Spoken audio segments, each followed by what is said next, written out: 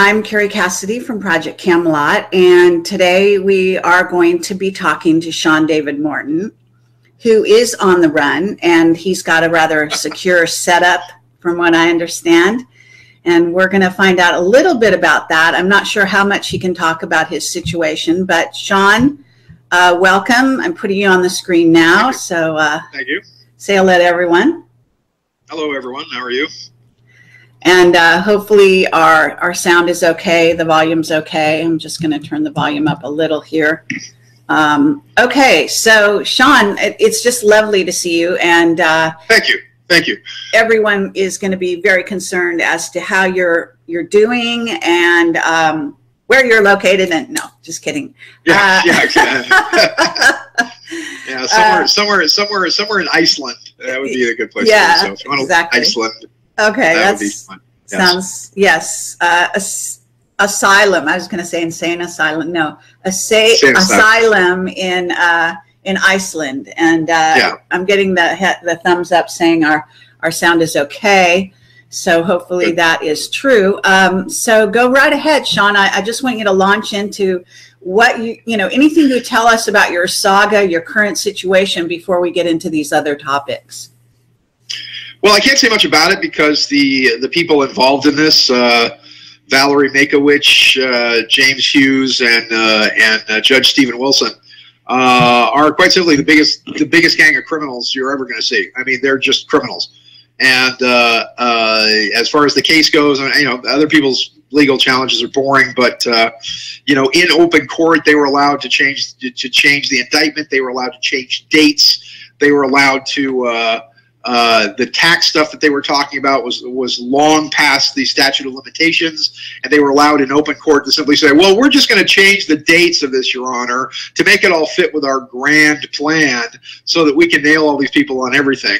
They did not produce a single piece of original evidence, no evidence whatsoever, because the bond stuff that we were doing, our contention is that all the stuff had already been taken by the banks, and that it had been cashed, and therefore they could not, the Department of Justice could not produce a single bond that we put up for people because they've been taken by the banks and monetized. So with no original evidence, with no actual witnesses that had any firsthand knowledge of any of the facts, because everything was hearsay, had from the Internal Revenue Service that said, oh, well, we have no claim against you, and any return that you got was generated as a computer error, according to them. So we're like, well, where's the... It's just so, and then any moves that I've made with higher courts, I filed a complaint. Can you still hear me? Are we good? Yes, there was a break. Okay, right. There was a breakup, but you're back. Okay. Just in going through the regular paperwork, there were over 60 violations of federal rules of criminal procedure. 6 copies of a complaint were submitted to the Ninth Circuit Court of Appeals about the conduct of Makowicz and Hughes and Stephen Wilson, the judge. And all of you need to probably write the DOJ, write the Department of Justice, write Jeff Sessions about this criminal enterprise. And it disappeared. It just completely disappeared. I submitted some paperwork to the Supreme Court, and they had somebody intercept it at the door and then change it into a failed appeal rather than what I was actually doing, and send it all back to me. So that's being dealt with. So all I can tell you is that in every single, and by the way, their instructions to the jury were you were allowed to see any evidence that doesn't point to their, quote, guilt. Even though there was no original evidence presented, there were no witnesses that had original testimony, nothing. I mean, it was a kangaroo court. It was a joke, and I challenged jurisdiction. I withdrew my plea.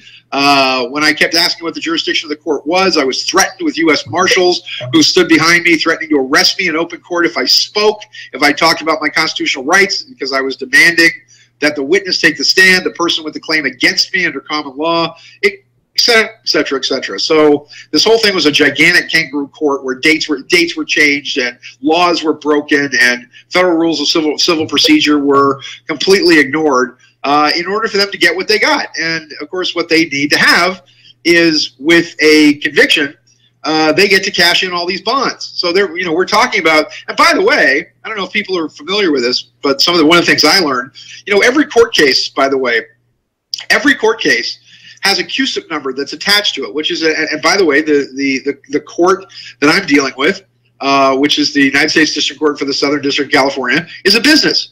And not only is it a business, but I found the Dun & Bradstreet numbers that shows it's a business. So here's your corporate registration, here's your Dun & Bradstreet numbers for doing business, et cetera, et cetera.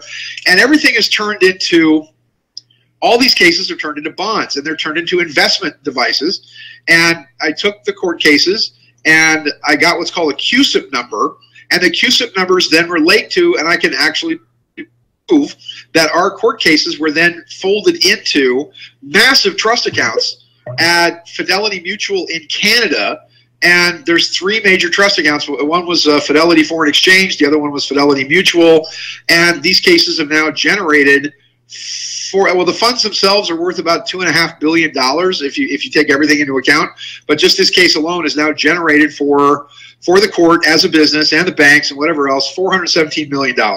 So that's another way, by the way, anybody that's got a mortgage or is fighting a bank in court, as an example, there is a way to look up the CUSIP number on your mortgage to prove that the bank has actually taken your mortgage, sold the mortgage, monetized it, turned it into a bond, and is making investment capital on it. So anyway, I just the only other thing I can't talk about is you know, I've had no communication with my wife, so I hope she's okay.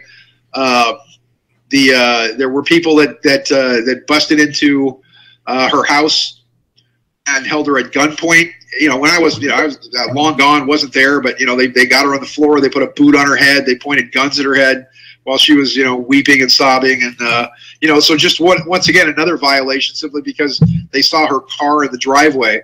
So these are the you know, these are just the horrible, terrible things that these people are doing. The whole case was ridiculous and absurd.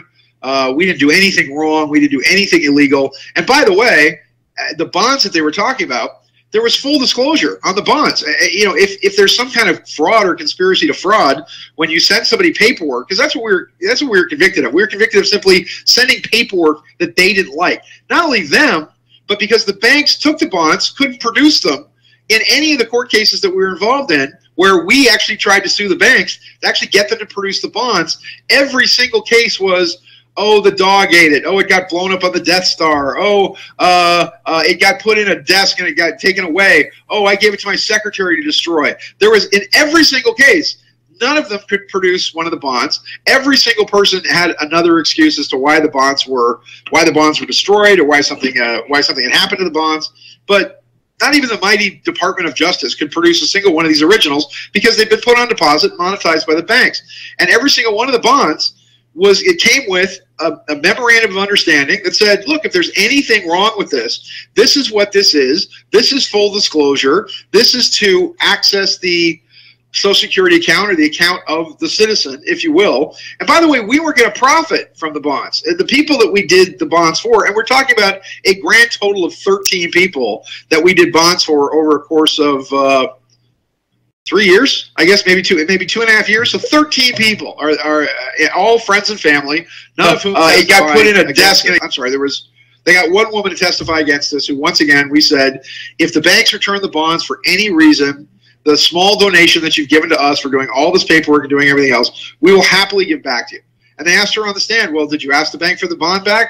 Yes. Did they give it back to you? No. Why didn't they? Oh, they said they lost it. Oh, they destroyed it. They whatever. So the fascinating part about this entire case is Internal Revenue Service under Steelco versus Diversified Metal. The Internal Revenue Service is a private company. The Internal Revenue Service is not a department of the United States government. They're a hired gun. They're a collection agency for the International Monetary Fund, which works for the Bank of International Settlements, which is then all run through primarily the Vatican. So in this case, when you send somebody paperwork, and it comes with a memorandum of understanding and says, look, this is what this is. Here's the deal. We asked for an opinion letter from their attorney saying if there's anything wrong with this, anything at all, if it's unacceptable for any reason, here's a self-addressed stamped envelope. Please mail it back to us. You know, so we can just be done with this. So again, they're mad because we sent them copious amounts of paperwork, according to them. Now, the judge in the original case, in the original hearing, said, Well, he has the right to write you letters. And, you know, did you answer any of them? And they said, no. He said, well, he sent us this fake check. I'm like, Your Honor, it's not a check. It's a coupon for set-off settlement discharge. It's not drawn on the bank. It's not whatever else. And the judge then said, well, it sounds like a prank. It sounds like you got pranked. Now, guess what? The entire conversation of sounds like a prank, no, we didn't answer the letters, copious amounts of information, all of that disappeared. It was completely expunged. Somebody went into the record, took out the entire first hearing, and it vanished. And then when I said to the judge, you're the one that said I had the right to write them letters. You're the one that said this looked like a prank. He said, oh, I didn't say any such thing. I didn't say any such thing. If you continue to say that, we're going to get yourself in a lot of trouble. I'm like, it would be in the transcripts if the transcripts hadn't all vanished, if they hadn't all been destroyed. Wow. So this is the kind of thing that we're dealing with. And again, any of the tax stuff, when we filed the 1099 OIDs, which were perfectly legal, and we did it with a CPA, by the way. And by the way, they went after 3 or 4 CPAs that were filing what we call original issue discounts, which is the IRS's paperwork, by the way. And in every single one of those cases, nobody was criminally charged. They wanted the CPAs to stop filing that paperwork. A woman named Juanita Coelho, she got something like $4 million back for her clients. Alexander Adams, who was the CPA that we worked with, he got close to $14 million back for his clients. And all they did was they said, we want you to stop filing our paperwork on behalf of your clients because we don't like it. And all they got was an injunction against them. And by the way, IRS is the statute of limitations on anything you do with the IRS is 3 years and 5 years. Well, they didn't come after us until, this is 7 years later. This is almost 8 years later that we filed this stuff all the way back in 2009. And by the way, Melissa, who got jumped into this whole thing, Melissa had paperwork from the IRS that said she owed them nothing. It literally said zero because she filed what's called the 1099-X that said, you owe us nothing. And yet she got, and all she did was act as she didn't write the bond, she didn't do whatever else. She was simply the notary that submitted the stuff to the people to say, okay, I mailed this, and please respond. And not only did we ask them to send the bonds back, we gave them 3 notices. We gave them a notice of fault, opportunity to cure. Hey, we sent you a monetary instrument. You like it, you don't like it, please mail it back. Here's another self-addressed stamped envelope. Then we sent them a notice of fault. And then we sent them a notice of default and dishonor saying, okay, if you're not going to write us back, and you're not going to communicate, and you're not going to give us back the bond, then we're going to assume that the bond has been accepted, that it's been monetized, that it's been cashed. And they're trying to call this criminal fraud. They're trying to call this, and by the way, because they can't prove that they actually got the bonds in the first place, the actual law says that the bonds had to be actually presented to the government. And they had no proof that the bonds were even presented. They're just saying, oh, well, you thought about it. Oh, well, it was conspiracy because you tried to do it, even though you begged them to give the bonds back, et cetera, et cetera. That's it. And again, there's no victims here. And by the way, the government didn't want any money because the government saw that they said zero. We want no money. Well, even to bring federal charges is supposed to be $25,000, but they said, nope, we don't want any money. There's no actual damage. There's possible damage that had it worked, that the people he did it for would have gotten the equivalent of maybe $42 million, but they didn't. Does any of this make sense to you? Well, in a convoluted way, but no, but yes, I guess. I mean, it's twisted. And they wanted to throw me in jail for 650 years. Right. 650 years for submitting paperwork that said, if there's anything wrong with this, please send it back to us. Absolutely. Completely bizarre. And what I also wanted to ask you, Sean, is yes, you're like brilliant legally, and normally you represent yourself. So was the idea they would not let you represent yourself? Oh, no, they let me represent myself, but every time I got up to talk, the judge threatened me with contempt. He called U.S. Marshals in, armed U.S. Marshals to stand over me so I wouldn't stand up. Wow. I asked, here was an exchange. Your Honor, I need to know what the jurisdiction of this court is. First off, I need to know if these charges are civil or criminal. And he said, are you joking? Are you being facetious? I said, no. There's limited jurisdiction of these courts, limited jurisdiction of a federal court that have to do with basically federal contracts. And I need you to tell me what the jurisdiction of this court is, because whatever it is, I'm not in it. I'm one of the people of California. You're a foreign entity. And he said, you're going to shut up right now. You're going to shut up. You're going to sit down, or you will face the most dire consequences. And he called in the marshals. And he said, one more word out of you. And I said, how am I supposed to defend myself if you threaten me with contempt every time I speak? And he said, that's your problem. This is the kind of stuff that's going on. Wow. I mean, this was being threatened with contempt. And again, let me tell you why. And the reason I did not show up for the allocution is because I'd withdrawn my plea. I'd already withdrawn my plea, and you need a plea in order to convict anybody. And I said, look, I'm not pleading guilty or not guilty. We were threatened. The minute I was brought in, they sicked an attorney on me. And the attorney said, look, here's the deal. I talked to these DOJ guys, and they're telling me that if you plead anything but guilty or not guilty, they will keep you in prison until the trial. So if you try any of your California citizen stuff, if you try any of your sovereign citizen stuff, if you try any challenges of if you basically stand up and defend your rights, then they're threatening you with imprisonment, and they will keep you in prison until the trial. Well, let me ask you, Sean, I mean, that's fascinating. Is that even legal? I mean, that seems like it's unprecedented. Oh. Can they do that? Can they actually legally not allow you to use those defenses? That's what they're trying to do. Look, federal judges right now are in Reno, and they all go to Reno for about a week on vacation. And it's kind of interesting. The Ninth Circuit is the main company, and the main corporation then has subsidiary S-corps that they call U.S. district courts. But if you look at the actual financial setup, and I just looked at that through Dun & Bradstreet. When I went to Dun & Bradstreet and I got the Dun & Bradstreet business number for the United States District Court for the Central District of California, it sends you to Reno. It shows you that the main corporate office of the Ninth Circuit District Court of Appeals is Reno. And that's where the main central company is, where all the Dun & Bradstreet numbers come out of. Now, all these federal judges go to Reno for a week, and they learn how to, and there's a book to defeat any constitutional defenses that are used in any of these courts. You either browbeat, you threaten with contempt, you bring in U.S. Marshals, and they have all their various arguments as to how to defeat people that come in, especially as one of the people of California. I mean, our Constitution in California says, you know, we, the people of California, are sovereign now and forever. So the thing that people don't understand, and by the way, I got up on the stand and they said, are you a U.S. citizen? No. They said, do you have a U.S. passport? I said, yes, but it's a compelled benefit. I couldn't get the state of California to actually issue a passport. They said, well, did you open bank accounts without Social Security numbers? And I said, yeah, is that illegal? No. Oh, well, you wrote checks for $9,800 to get around, you know, IRS reporting. I'm like, no, I didn't. I just wrote checks for $9,800. Is that, once again, is that illegal? And they threw all this stuff at me over and over. I'm like, okay, is that against the law? And every single time,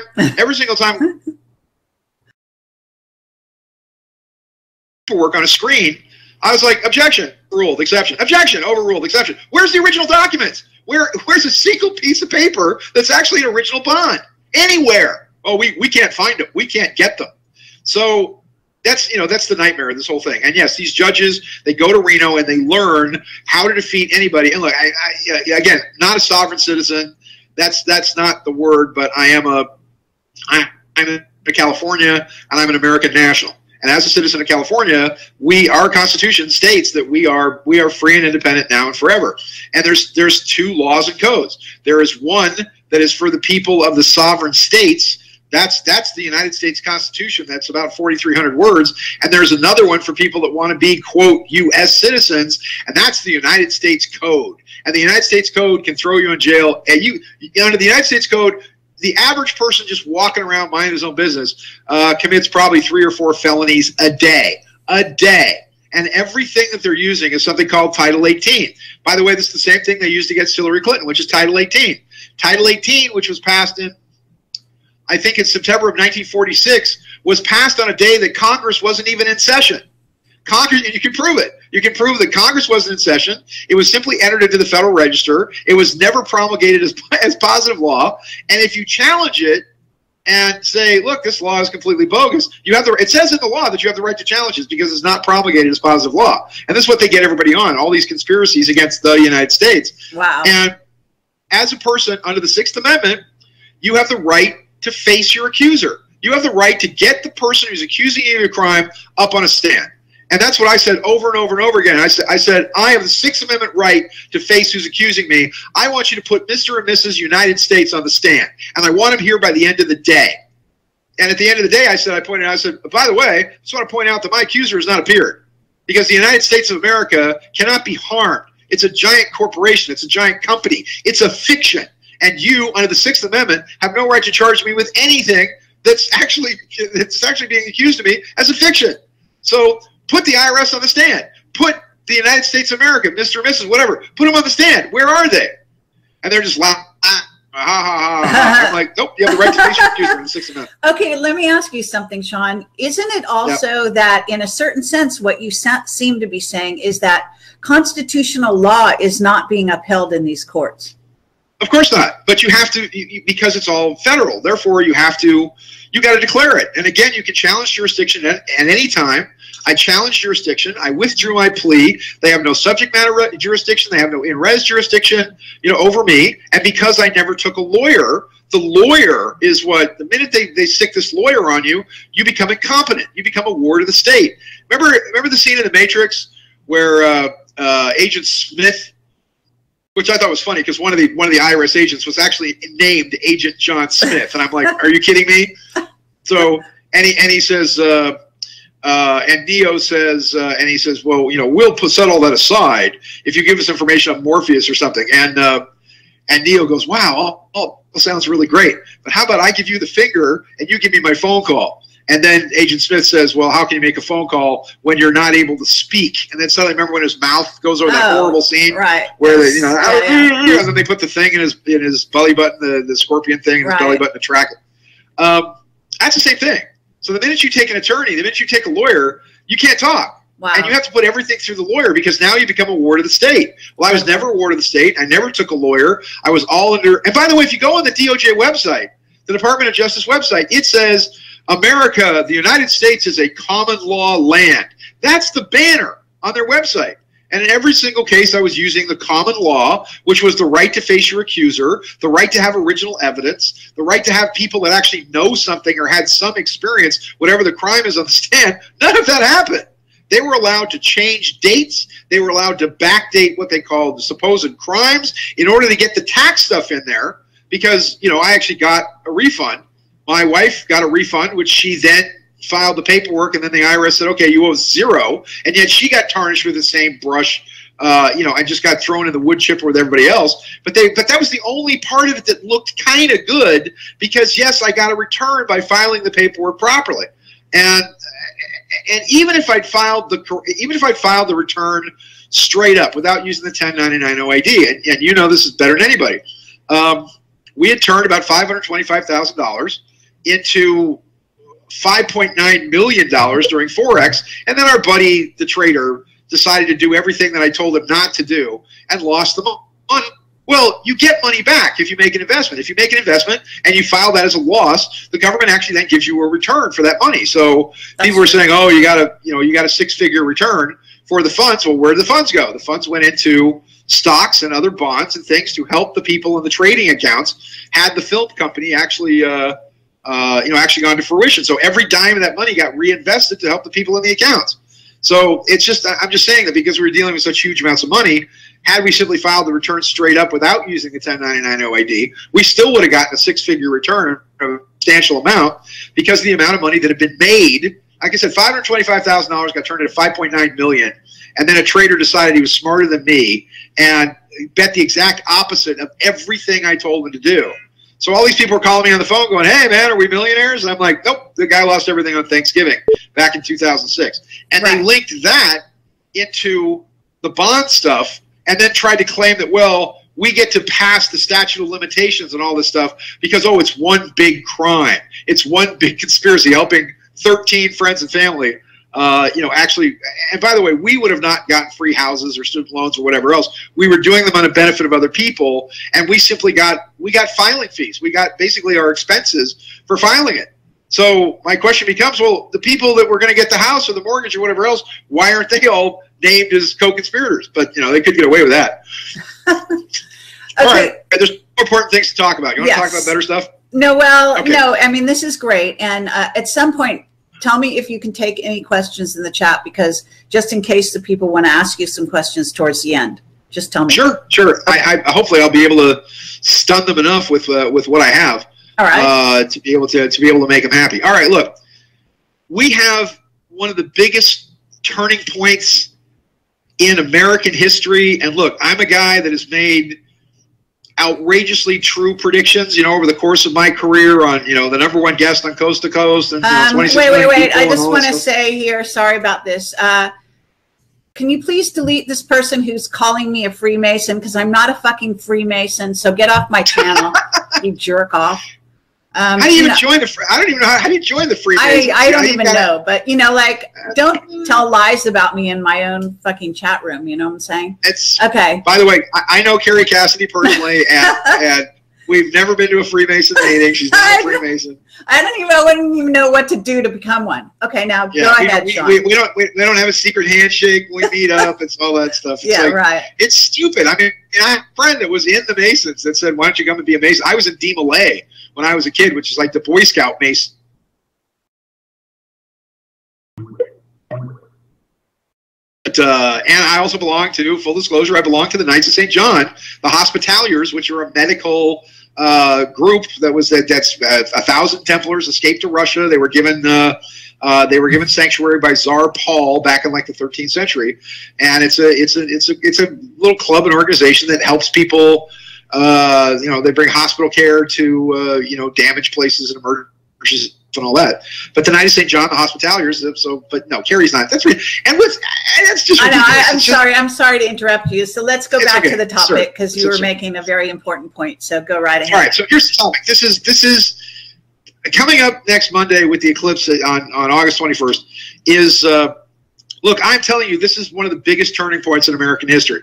And I'm not the prophet guy. That's the gloom and doom guy. I've predicted amazing things, over the course of my career since the late 1980s, that had to do with earthquakes, political announcements, who would win elections, even to the point of saying that a month in advance that Barack Obama would goof up the oath in 2009. Crazy predictions like that have come true. And I'm telling you that you ain't seen nothing yet. That what you're seeing now is the simmer, and after August 21st, you're going to see the boil. You're going to see, we're going to talk a little bit about this. I don't know, do we have a limited amount of time, like an hour or something, or how much time do we have? As much time as you need. Okay, all right, so I'm thinking about another 45 minutes or so to get this done. Is that all right? No worries. Okay, all right, so here's what's going on. Okay, so number one, I think it's interesting that all these cosmic events are coming together, and let me just throw out some conspiracy points. I don't know. I'm sorry, I got to look at the camera. Because I usually just talking in space when I've got my headphones on. All right, let me just throw out some things out there where people can maybe do something with it or figure something out. Number one, Saturn, it's the planet of karma. It's the planet of instant karma. It's the planet of old age. It's Kronos. It's the master of time. Remember, Saturn was the king of the gods, and then he was overthrown by Zeus, which is Jupiter, but is considered the Sabbath. The north and south poles of Saturn are huge black hexagons that actually also represent the box that the Jews wear on their head that then has the Torah in it. You can actually say that Judaism is a massive worship of the planet Saturn. And whenever you get Saturn-Jupiter conjunctions coming up, just major stuff occurs. There's a huge festival that happens every 60 years in India, which is called, actually happens every 60 years, and then there's minor festivals. But it's called the Maha, which means the high, Kumbh Mela. And you jump, and I did this back in '86 when I was traveling in India. You jump into the Ganges River at a particular point of the conjunction of Jupiter and Saturn, and it's believed that it washes all of your sins away. And so it's interesting that Saturn, which is the planet of honors, of universities, of education, of presidents, of kings, of karma, that you have Cassini, which is one of the first atomic-powered satellites, as of today, I think, is actually beginning to now dip into the atmosphere. So the Earth is literally invading or raping the Saturnian atmosphere, and then as it skims the atmosphere, then they're going to explode. Hello, they're going to explode the nuclear device in Cassini, I believe, and it's going to blow up. So we're going to actually have an atomic explosion on Saturn, all the while the Cassini is looking. Why are they going to do that? Is that something they've been planning? I don't remember that. Yeah. Yeah, that really? was all part of the... to explode a nuke and blow up Cassini altogether? Everybody was all upset. Yeah, because it's diving into the Saturnian atmosphere. It could just blow up on its own. But they, as I understand it, they're going to trigger it, and it's going to... So this very small nuclear charge is going to blow up inside the Saturn atmosphere just to see what kind of effects it would have. Oh, I don't know for God's sake. So that's the first crazy thing about NASA. The second crazy NASA thing, and look, I'm just throwing this out there. I don't know why. But NASA made an announcement. Not only did they announce today that Cassini was going to be going on its last 5 orbits and diving into the Saturnian atmosphere, right, which again is an Earth incursion into one of the big outer planets. But now they're saying that that they miscalculated the path of the eclipse. Well, because the path of the eclipse that runs across the entire width of the United States, now they're saying in the original calculations that instead of the eclipse line being here, that they missed it between 70 to 90 miles, which means all these people that thought that they were going to be right underneath the eclipse and get the full totality of the eclipse are only going to get like 99.5% of it. Well, how can NASA do that? NASA has the projection. I mean, we've had them for years. I mean, since NASA was actually founded on my birthday, by the way, October 1st of 1958. They've known where the sun, they know where the moon is, they know where the Earth is. How can they miscalculate by as much as 90 miles the path of this eclipse across the United States? I don't know. Look, better minds than me should figure this out. But okay, let me give you the tame stuff. The tame stuff is they're just stupid and they're using really old computers. Next step would be, okay, somebody made a miscalculation, which is pretty much on nigh impossible because we've known for a long time. I mean, you go back to Ptolemy, for God's sakes, and he knew the path of the moon and the Earth. Is it possible? Look, I'm just going to throw something crazy out there. You mind if I throw a crazy thing out there? No, go ahead. I'm going to put this picture of NASA. They've got a trajectory that I'm going to put here on the screen. So just bear with me for a brief moment while I just put this on the screen because I think people might be interested to see while you're talking. Go ahead. No, absolutely. Put it up because that's going to be a big thing for us because all your listeners and all you people out there, you need to know what's going to go on with this. Okay, so how does NASA get this wrong by 90 miles? Okay, there's a lot of people out there that are, and the Mandela effect having to do with timelines shifting or changing. There's another interesting explanation for this, that you may have the people at CERN, which is where the Large Hadron Collider is. At CERN, and a lot of these big major computer people, they're all saying that we're now using computers that are storing what we call quantum computers. Well, everybody uses that term now. Like, okay, a quantum computer is a big super duper computer and all that stuff. But what they're really saying is that CERN is not only ripping a hole, show it on their website. They show these doors in time space that CERN is blasting away. But is it possible that quantum computing, and this is the facts, quantum computing stores information in another dimension?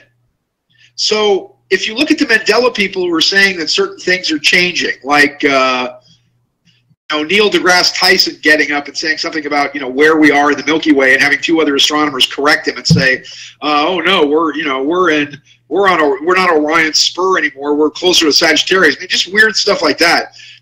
Minor things like, and I'll give you one thing. If you go look in your Bible, and for example, okay, the thing about that in the last days that now tell me if you remember this correctly, Carrie. Remember the phrase? Yeah, I'm not a big Bible. Okay, but in the last days, you've heard the phrase that the lion shall lie down with the lamb. Yes. Have you ever heard that phrase? Yeah, although Blake said it should never happen. But go ahead. That's not in the Bible. William Blake. That phrase. William Blake. That phrase, if you look it up, that's not in the Bible anymore. Really? I'm not kidding. Look it up. Look it up. It's now the wolf shall lie down with the sheep. Oh, no way. No way. Yeah. And if you look at an old Bible, even for our Fenton, whatever, it freaked me the hell out because I started looking at old dusty Bibles from 100 years ago. Things have been sitting on my bookshelf, as a matter of fact. And that phrase is now, and the wolf shall lie down with the wolf shall lie down with the sheep, not the lion with the lamb. So there are people that are talking about how our reality is being changed certain ways, but somehow our memories, those at the middle of the time stream, are doing this. Well, here's my point. Is it possible that the Earth is in a different space? Is it possible that NASA got this wrong, either because the electromagnetic poles are shifting, which is a fact, they started doing that in 2009, where magnetic north and true north were marching towards each other, then took his posse of guys to Norway to get the Nobel Peace Prize, and this weird spiral appeared in the sky called the Norway Spiral. Right. And it was a zero-point energy black hole, and I can prove this, that was created by the European version of HARP, which is called ISCAT, the European Incoherent Scattered Energy Array. And they created this, they all came with this beam, created this zero-point energy, created this weird spiral to pull energy off the sun, but it altered the electromagnetic pole. So now, magnetic north, instead of marching towards true north, is now heading due east and is now almost 2,000 kilometers away from where it was, somewhere in the middle of the Siberian Sea. So did NASA get their 90-mile or 70-mile calculation incorrect? Are we in a different part of space? Is the rotation of the planet different? Is the nodal axis different sometime? What has changed that NASA would make this? Now what? Either they're idiots and they're using computers and somebody made a mistake, or there was a grander aspect of this. Okay, now let's get to the eclipse.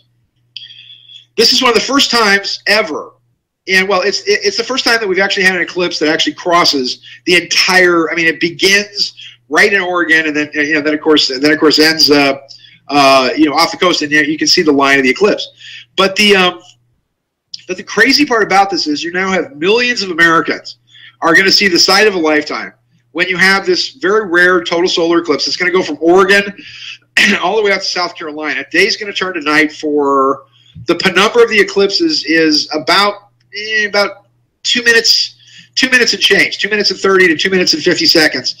And this beautiful spectacle, which is the sun's corona, is going to reveal itself in its grandeur. Now, for all of you who went with me up to Mount Shasta in 2012, which was amazing, and the Mount Shasta 2012 eclipse was the first time in 26,000 years that you actually had the sun and the moon in direct alignment with the constellation of the Pleiades. That was going to bring about, this was May 20th of 2012, that was supposed to bring about the next major phase in the Mayan calendar, about the complete removal of the veil on the right hand, or shall I say, quantum side of the brain. It's the repowerment of the feminine. It's the reactivation of, because what is side of the, left side of the brain controls the right side of the body, and it thinks in terms of linear time, height, width, breadth, and a measurement of time, but it's just a part of the brain that measures things. It basically just, distance, time, space, whatever on this side of the brain. And a linear 1, 2, 3 measurement of time. Doesn't really do much other than measure stuff. Sight, smell. Right side of the brain, which is the female, passive, supposedly submissive, subconscious part of the brain, thinks in terms of symbols, archetypes, fluidic movement, yoga, if you will, psychedelic colors. It's the part of the brain that's activated by LSD, by psilocybins, by all this kind of crazy stuff. It's the crazy lady in the purple muumuu who's running through the field of poppies. But time as happening all at once. And once you remove the veil, this is a huge thing in the Mayan calendar. Once you remove the veil from the right side of the brain, that veil now opens us not only to the universe, but also to quantum time, which means seeing all of time at once, which means being able to remote view events in the future, which means future events coming to us in our dreams and in all kinds of different ways. Now, what this eclipse is doing is that the great American eclipse is that it's going to sweep across the United States, the total darkness of 2 minutes, and in astronomy terms, it's actually called a Saros, an S-A-R-O-S, a Saros, and that describes, by the way, an eclipse series pyramid of approximately what they call 223 synodic months, which is, if you like to do recreational math, is 6,585.3211 days, 18 years, 11 days, 8 hours. It represents a whole area. Unfortunately for the United States, this eclipse is a continuation of what's being called the Saros curse. And if you look at eclipses similar to this, All right, let's just go through it. The first one, if you look at it, you look at this kind of eclipse cutting across the United States, was 1909. And in 1909, somebody tried to assassinate President William Taft. Then it happened again in 1927, and that was a period of, well, in 1927, you had the Bath School disaster. You had, within the 2 years, because the effects of this eclipse are going to last almost 2.5 years. So from 1927, after that, you had the beginning of the financial collapse. You had J.P. Morgan. You had all these banks coming together. You had the Federal Reserve basically slowing down the money supply. But it was political unrest. You had what's called the Bath School bombing, and it was the lead up to the 1929 crash. Of course, the next time the eclipse happened was 1945, and of course, the United States then drops atomic bombs on 2 Japanese cities. And in the same period of time, you have the death of Franklin Roosevelt. 63, same eclipse again. You had the assassination of President Kennedy. 81, you had the attempted assassination of Reagan. And in 1999, you had impeachment predicted by me, by the way, in 1998, the impeachment of William Jefferson Clinton, or William Jefferson Blythe Clinton, which is his real name. Okay, but wait. So are you saying something happened on the eclipse in all these times or near the eclipse? In other words, come on, are the dates exactly... In the time frame of the eclipse, the effects of this eclipse are going to last almost 2.5 years. Okay. So if you take, okay, all right, if you take the solar eclipse, it was, let me see. The dates of the eclipses are, the solar eclipse was June 17th of 1909. Okay, so then the assassination of Taft was within a month of that. The next eclipse was June 29th of 1920. And of course, then you had the stock market crash way at the end of that, but you had the Bath School disaster bombing and all kinds of very bad things happening in 27. The next eclipse was January 14th of 1945, and you had the atomic bomb and the death of FDR within 8 months of that. The solar eclipse of January 25th of 1963, obviously we had the assassination of Kennedy in November. So I'm saying that the effects of the eclipse aren't on the day; they affect us for the next 2 years. So in a sense, you could say that the eclipse, in a sense, the solar eclipse is a kind of a trigger, perhaps. Absolutely, for all the events, and because it's going all the way across. And you'll notice that this eclipse, can you hear me? This eclipse, it begins in Oregon, but the eclipse crosses almost exclusively, it doesn't touch, with the exception of Oregon, it's every single red state that voted for Trump that the eclipse is passing over. So, 9, as an example, you had almost to the day, you were having Bill Clinton impeached. So there's one that actually hits the eclipse. Of course, his impeachment really began with...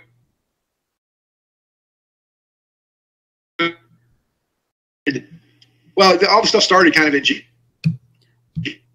Okay, we're having some... Sorry, Sean. Sean, we're having a little interference on you. Can you repeat that last sentence about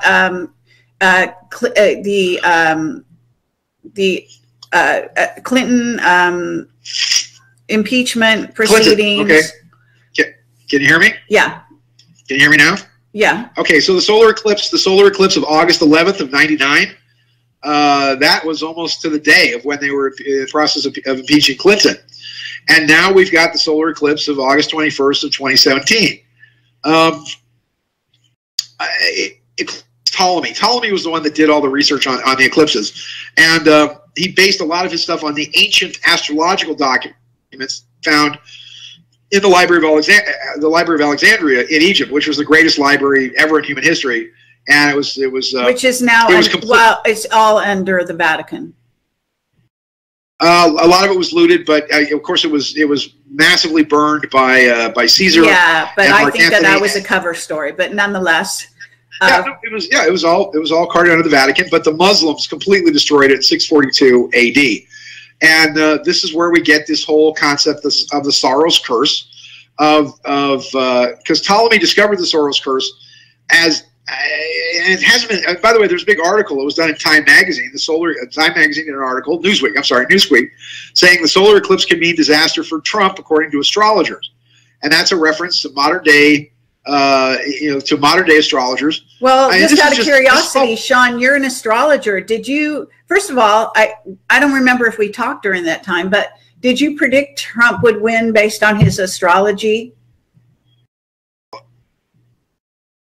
I'm sorry, repeat. You dropped out. Repeat. I knew you're an astrologer. Did you predict Trump would win according to his astrology? Okay, and then, so now, did you look at his astrology in association with this eclipse? Do you agree with that? That's what I'm getting to. It's disaster. I mean, it's look. I was telling you a year before. I was telling everybody Trump was going to win. The night before, I did a whole thing about why he was going to, why I thought he was going to win, and it goes all the way back to 2001 when Hillary became a senator. And in every single public talk I gave, every single one, I said Hillary Clinton is never, never, ever, never, never, ever, never, ever, ever going to be president of the United States. Not ever. And everybody's looking at me going, oh, you're an idiot. She's ahead by 10 points in the poll. And I said, look, I don't know what's going to happen. I know if she falls off a cliff. I don't know what the hell happens. I know she's never going to be president of the United States. Because the deal was she's not going to be president, but they're going to do something with Chelsea. They guaranteed Chelsea's political career. You know, it makes Hillary mad. But anyway, so and a year before, I was like, look, Trump's going to be president. And I kept saying it, kept saying it, kept saying it. The night before the election, I said, he's not only is he going to be president, but he's going to win by a bunch. And people were betting me money and laughing in my face and doing whatever. And if you look at the astrology, his astrology for November 8th, which was the for November 8th on that date, was fantastic. It was all good. But I'm telling you, he's like a man of wax. He's going to melt in the heat. And Trump's going to be undergoing, when he was elected president, he was undergoing a Jupiter return, which is all really good luck for him. And he had a Jupiter, but other disastrous things happen. He's going through a Jupiter return now, but the last time he had a Jupiter return was disastrous. So, for example, I mean, I could show you. Okay, the last time he had a Jupiter return, which is what's coming up for him. And remember, the effects of the eclipse are going to last, and the bad stuff that's going to happen to Trump is probably not going to be until February or March of next year. Last time he had a Jupiter return, his brother died. Fred Trump died by alcoholism, and that return, okay, at the time of this eclipse, the perfection over America, we're not going to have another eclipse until 2024, but we have a star which is called Grapheus, which is called Acrab by the Egyptians, but it's a star being the head of the scorpion. And Trump, I'm warning Trump that he's going to face, and the thing is that any prediction I make now, he's going to face extreme malevolence.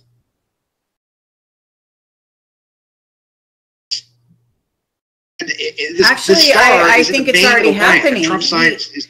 I mean, this latest thing in Charlottesville, it seems like there's already an incredible backlash against him, and it doesn't matter what he says or does. I'm actually amazed by the by the malevolence of people in regard to him. Suddenly, it seems to be coming to the fore in a really negative way. It was always there in certain portions, but you may not be off base here at all. So continue. It's difficult to make these. Okay, look, a political and a social assassination look exactly the same. If somebody's being attacked, like for example, you could say that Nixon was assassinated. Nixon was politically assassinated, and he resigns. But that looks, astrologically speaking, exactly like an actual assassination. So the problem with Trump is that because you have 25,000 forms of media in the United States, all controlled by 6 people, and all of them hammer and tonging against Trump on a daily basis. Yeah. And this current thing in the news and the media, which also again is completely trumped up, is completely I mean, I'm not going to comment on it because I don't know that much about it, but it looked to me like a guy was in his car and he was being attacked with people trying to kill him. And, he stepped on the gas of his car and yeah, killed some people trying to part through the crowd. I don't know if that's what happened or not. But, this started out as a peaceful rally, excuse me, of people that were just protesting them taking down statues of Robert E. Lee, which I think they should. Sorry. So, but here's the deal. Now I could say that the things that are going to be going on with Trump seem to be within his own family. I mean, this eclipse means death and danger to a military officer, because that's the Al-Jabha, which is the star that's located in the mane of the lion. And Trump is he's a Gemini, with a lot of Leo in his chart. Death of a major military officer, death of a king, of course Trump's commander-in-chief, and it poses grave danger, and mutiny and murder by his soldiers. So if you look at what's been happening now, just in the build-up to the eclipse, who do we find as a leak in the White House? Turns out to be Reince Priebus. And Reince Priebus is the leak who's supposedly the guy that made him president of the United States. He fires him. If this holds, then it means maybe a death in his family. It means maybe a divorce from Melania, maybe a divorce from I'm sorry, Melania's his daughter. I get them all confused. It could be that his no, that's right. Ivana, I'm sorry. It could be well. Okay, so no, look, if you look at the Jupiter stuff, the when it happened was the last time it happened, his brother died. The time before that was when he got divorced from his last wife. Time before that was when he declared bankruptcy. And these are all his. This is all his Jupiter returns you're talking about. This is all in his chart. Look, next year. Are these to do with the eclipse or to do with Jupiter return? I'm getting a little confused. The eclipse point is now triggering the entire nation. And I'm saying that because it's in Leo and because he has so much Leo, the eclipse is triggering Trump's chart. But look, everywhere on that line, I will also talk a little bit about astrophotography because I do. I want to kind of pump people if they want to get a. Yeah, let me ask you, Sean. Wait. I want to ask you something. You don't have to answer it. But when you try to figure out, I mean, I have to assume you're out of the country. And maybe that's a big leap, but I have to assume you're out of the country. If you're out of the country, do you use astrophotography to decide where to go? Sure. Yeah, it's like Okay, don't explain. Don't explain. No, I don't. I want you to be safe. I want you to be safe. You know what I'm saying? I just was curious. I don't always listen to myself, but I don't have any real planets other than a Saturn line that runs through Southern California. I should have moved to Texas, where my Sun Mars line, but it's like somewhere like it's literally called like Sunray, Texas, or something is my ultimate line. But let me talk to people out there, your audience. If you were born along the width of this line, it doesn't matter where you are now. It's going to trigger your astrophotography chart wherever it is you are now. So people need to understand that if you're born in these cities, and let me get through Trump, and then we'll talk about what I think the real disaster stuff is going to be. So once again, his chart and this actually, because here's what's happening. The number of years that the effect is going to be in play of the eclipse is determined by the duration of the eclipse at the location. So if you set the eclipse at Washington, D.C., it lasts for 2 hours and 44 minutes. In the Ptolemy system, the eclipse should last approximately, in other words, the effect of the eclipse is going to last 2 years, 8 months, and 24 days. And the most tense period in these 2 years, 8 months and 24 days, is going to be in the middle third of that period of the eclipse, perfected in the middle third of the upper heavens. So that means we're looking at February. We're looking at the intense point of this eclipse through this period of time, February, March, or all this area next summer. Now, it doesn't point to the fact that when the next eclipse occurs in 2024, that between 2024 and 2025 is going to be the end date for the United States as we know it. Either it's a massive war with the Chinese or whatever, but all of the astrology shows Pluto moving over the place in Capricorn in the U.S. chart, and it moves over it once, twice, 3 times, backs up over it. It also doesn't help that also in 2022, during this Great Pyramid period, there's a Death Star that appears in the sky. Madame Blavatsky had a series of predictions where she talked about that at the end of America, with the great culling of humans and beasts, that a Death Star would appear in the sky. Well, guess what? On June 1st of 2022, in the constellation of Cygnus the Swan, which has a lot of satanic implications to it because you know, Lucifer is considered a swan because he's vain, but he's dangerous, and, you know, whatever else. There's a star that's going to appear in the sky. There's two supernovas that collided in 1638, and we're just now going to see the light from these stars in a star that'll be brighter than the moon for the entire summer of starting in June of 2022, which is the beginning of the death knell for the United States. But that's neither here nor there. All right. So if you go through it in his chart, in Trump's chart next year, he has a very heavy 12th house. So I don't know if you're going to wrap that into this, but it's important. Oh, yeah. Yeah. For death and for, you know, for everything else. And and the crazy part about it is that he doesn't have a single planet above the horizon for like most of next year. That's the problem. The problem is that for next year, every planet is going to be actually under the horizon, which means that once again it's very bottom heavy. But I can't predict. There's so much static around him that, you know, you can't just say that there's an assassination, because there's going to be so much infighting. But this is a prediction that's like, it's one of those Captain Obvious, like, you know, Durr predictions, because he's got so much of it going on now. If you can imagine it getting worse, I mean, if you can imagine like fist fights in the cabinet room, that's where it's going to be. I mean, it's and I don't know a single astrologer other than me that, well, I think Diana Brownstone may have done it, but every other astrologer was saying that Hillary was going to win hands down. John Hogue wrote a book called The Nostradamus Prophecies of Hillary Clinton and was selling it because he was so sure that Hillary was going to win. And I bought a book just so next time I could see John Hogue, I'd get him to autograph it for me, because I was the one who was saying, John, you're totally wrong. You don't know what you're talking about. Right. As far as I know, being a student of Nostradamus, I haven't seen a Nostradamus prediction come true since 2005. But it's predicting a Trump victory and the global climate. So, I mean, it seems like a moot point because there's so much chaos around him now that it's just going to get, I don't know how it's going to get worse. So let's move off Trump. But it's just going to be people around him. Let's move off Trump and get to the next thing. All right. So here's the other thing.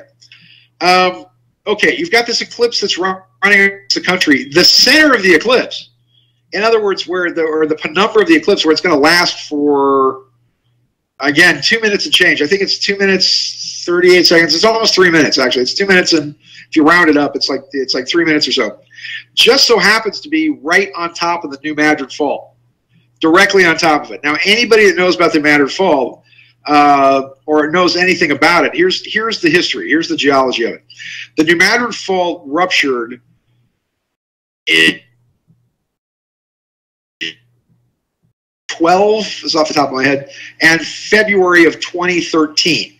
And it was well above an 8. It was somewhere in the 8.7 range or so.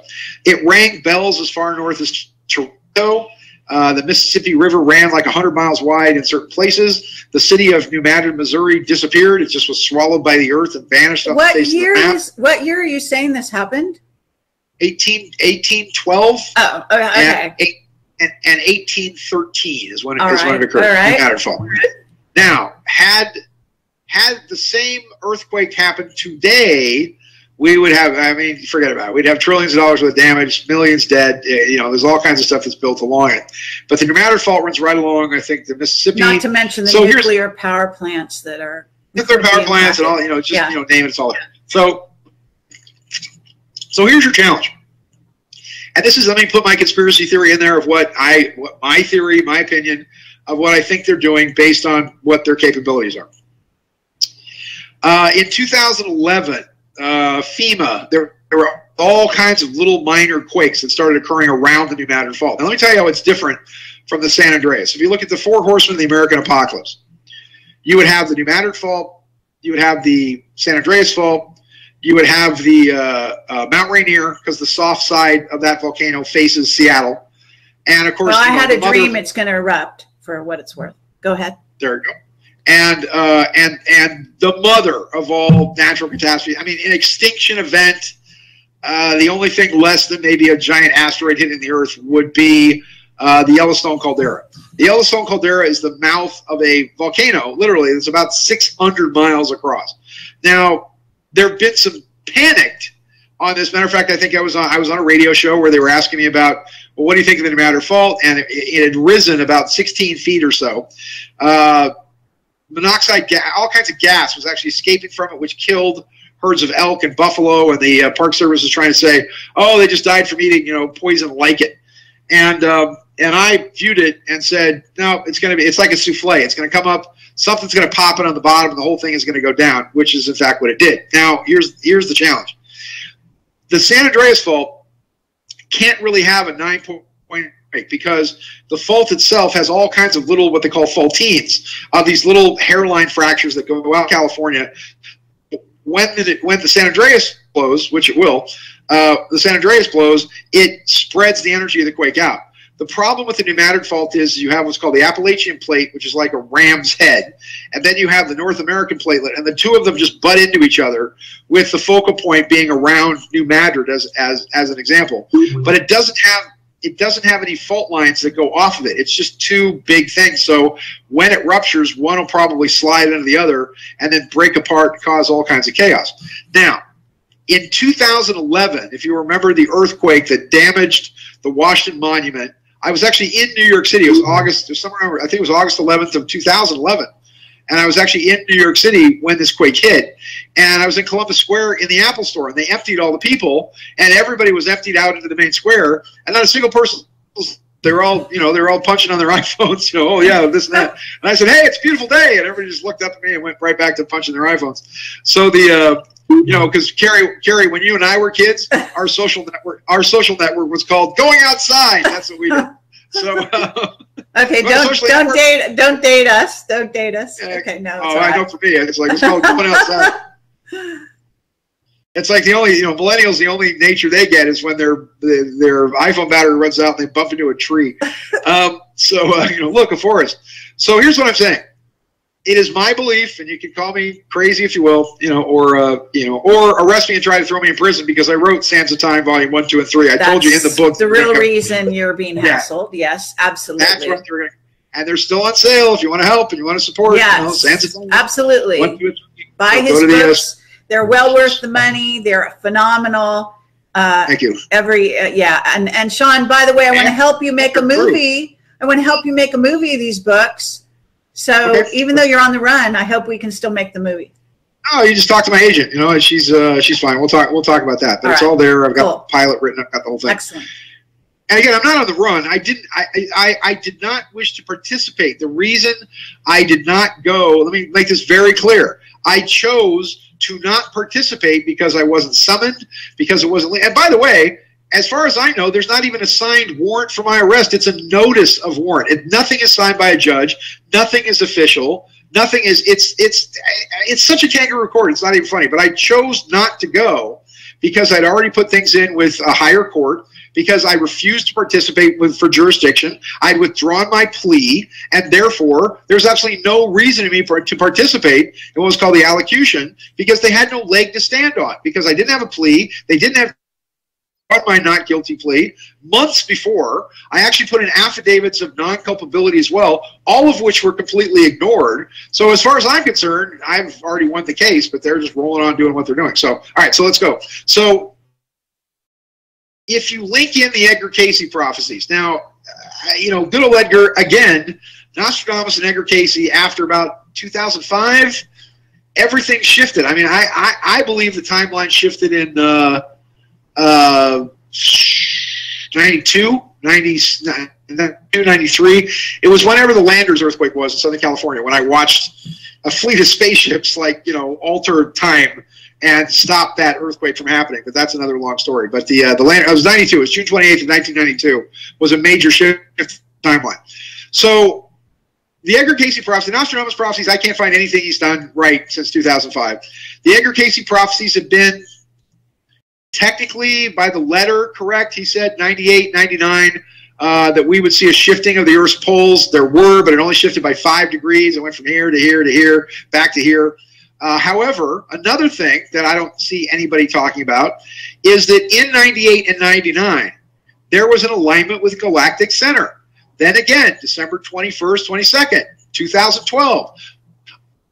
galactic center. And by the way, at that particular period of time, they turned CERN on full blast from December 17th until Christmas of that. Well, there was a shift during that time. Yes, absolutely. And I think there's going to be another one next Monday. And the reason I think this is because... Well, that's fascinating. I think that's very, very interesting. Okay, fair enough. Because there's another galactic alignment. There is. Why isn't anybody talking about this? Really? There's another galactic alignment with this eclipse. Oh. So it's going to be interesting to see the alignment, because every time galactic alignment, the Earth has kind of a weird, shaky, shifty moment. If you look at every single one of these big quakes that have been occurring, if you look at the Fiji quake, and there's a pattern to them as well. Fiji quake occurs, nodal axis of the planet shifts by about 3 inches. The bioquake in Chile occurs 188 days later as a pattern of 188. Because if you take 60, which is what we view time in, and you times it by pi, it comes out to 188.888888. And also Greenwich Mean Time was established on August 8th of 1888 at 1800 hours. It's just crazy. It's 18888, all this weird 1888 stuff. And so then you take the Christchurch, New Zealand earthquake 188 days later. Then you take which also shifted things. Then you take the Fukushima earthquake 188 days later. It alters the nodal axis by 6.5 inches. Yeah. Then everybody was predicting San Francisco. I said, there's no way they're going to let this kind of quake hit California. And guess what? It happens in Mexico. A 7.4 and a 7.6 on the San Andreas 188 days later. And the Mexicans warned everybody. They emptied the schools. They emptied the factories. They gave people hard hats. It was National Earthquake Awareness Preparedness Day. That's right. So while everybody's outside, a 7.4 and a 7.6 hit the same day on the San Andreas. So with this this eclipse, you are looking at within 90 days the possibility. Remember, the eclipse from August, and I think the major stuff of the eclipse is going to last all the way through February, March of next year for Trump, which is, again, either a death family, a divorce, an assassination attempt, God hope doesn't happen, which, again, the media stuff is daily assassination against Trump. So it's almost impossible to see physical harm against him when so much psychological harm is being done. Now, back in August of 2011, there were 2 weird earthquakes. One earthquake was right outside of, Washington D.C. on the Appalachian fault line. And remember, I told you the 2 platelets, the Appalachian plate and the North American plate. Well, what would you do to relieve the pressure in the middle? You trigger quakes on either side. So at the same time, there was a quake in Colorado. At the same time, there was a quake outside of D.C. at the Appalachians. And what this did, remember, this was felt all the way up to New York, but what it did was then relieve the pressure on the center part of the New Madrid fault line. All right, now, that does check out, yeah, I would say. If I'm correct, then it means that within the next, I'll make this, let's call it 90 days from now. 90 days from now, you're going to see a series of very strange earthquakes in Colorado, probably in the northern part of Colorado up by Golden.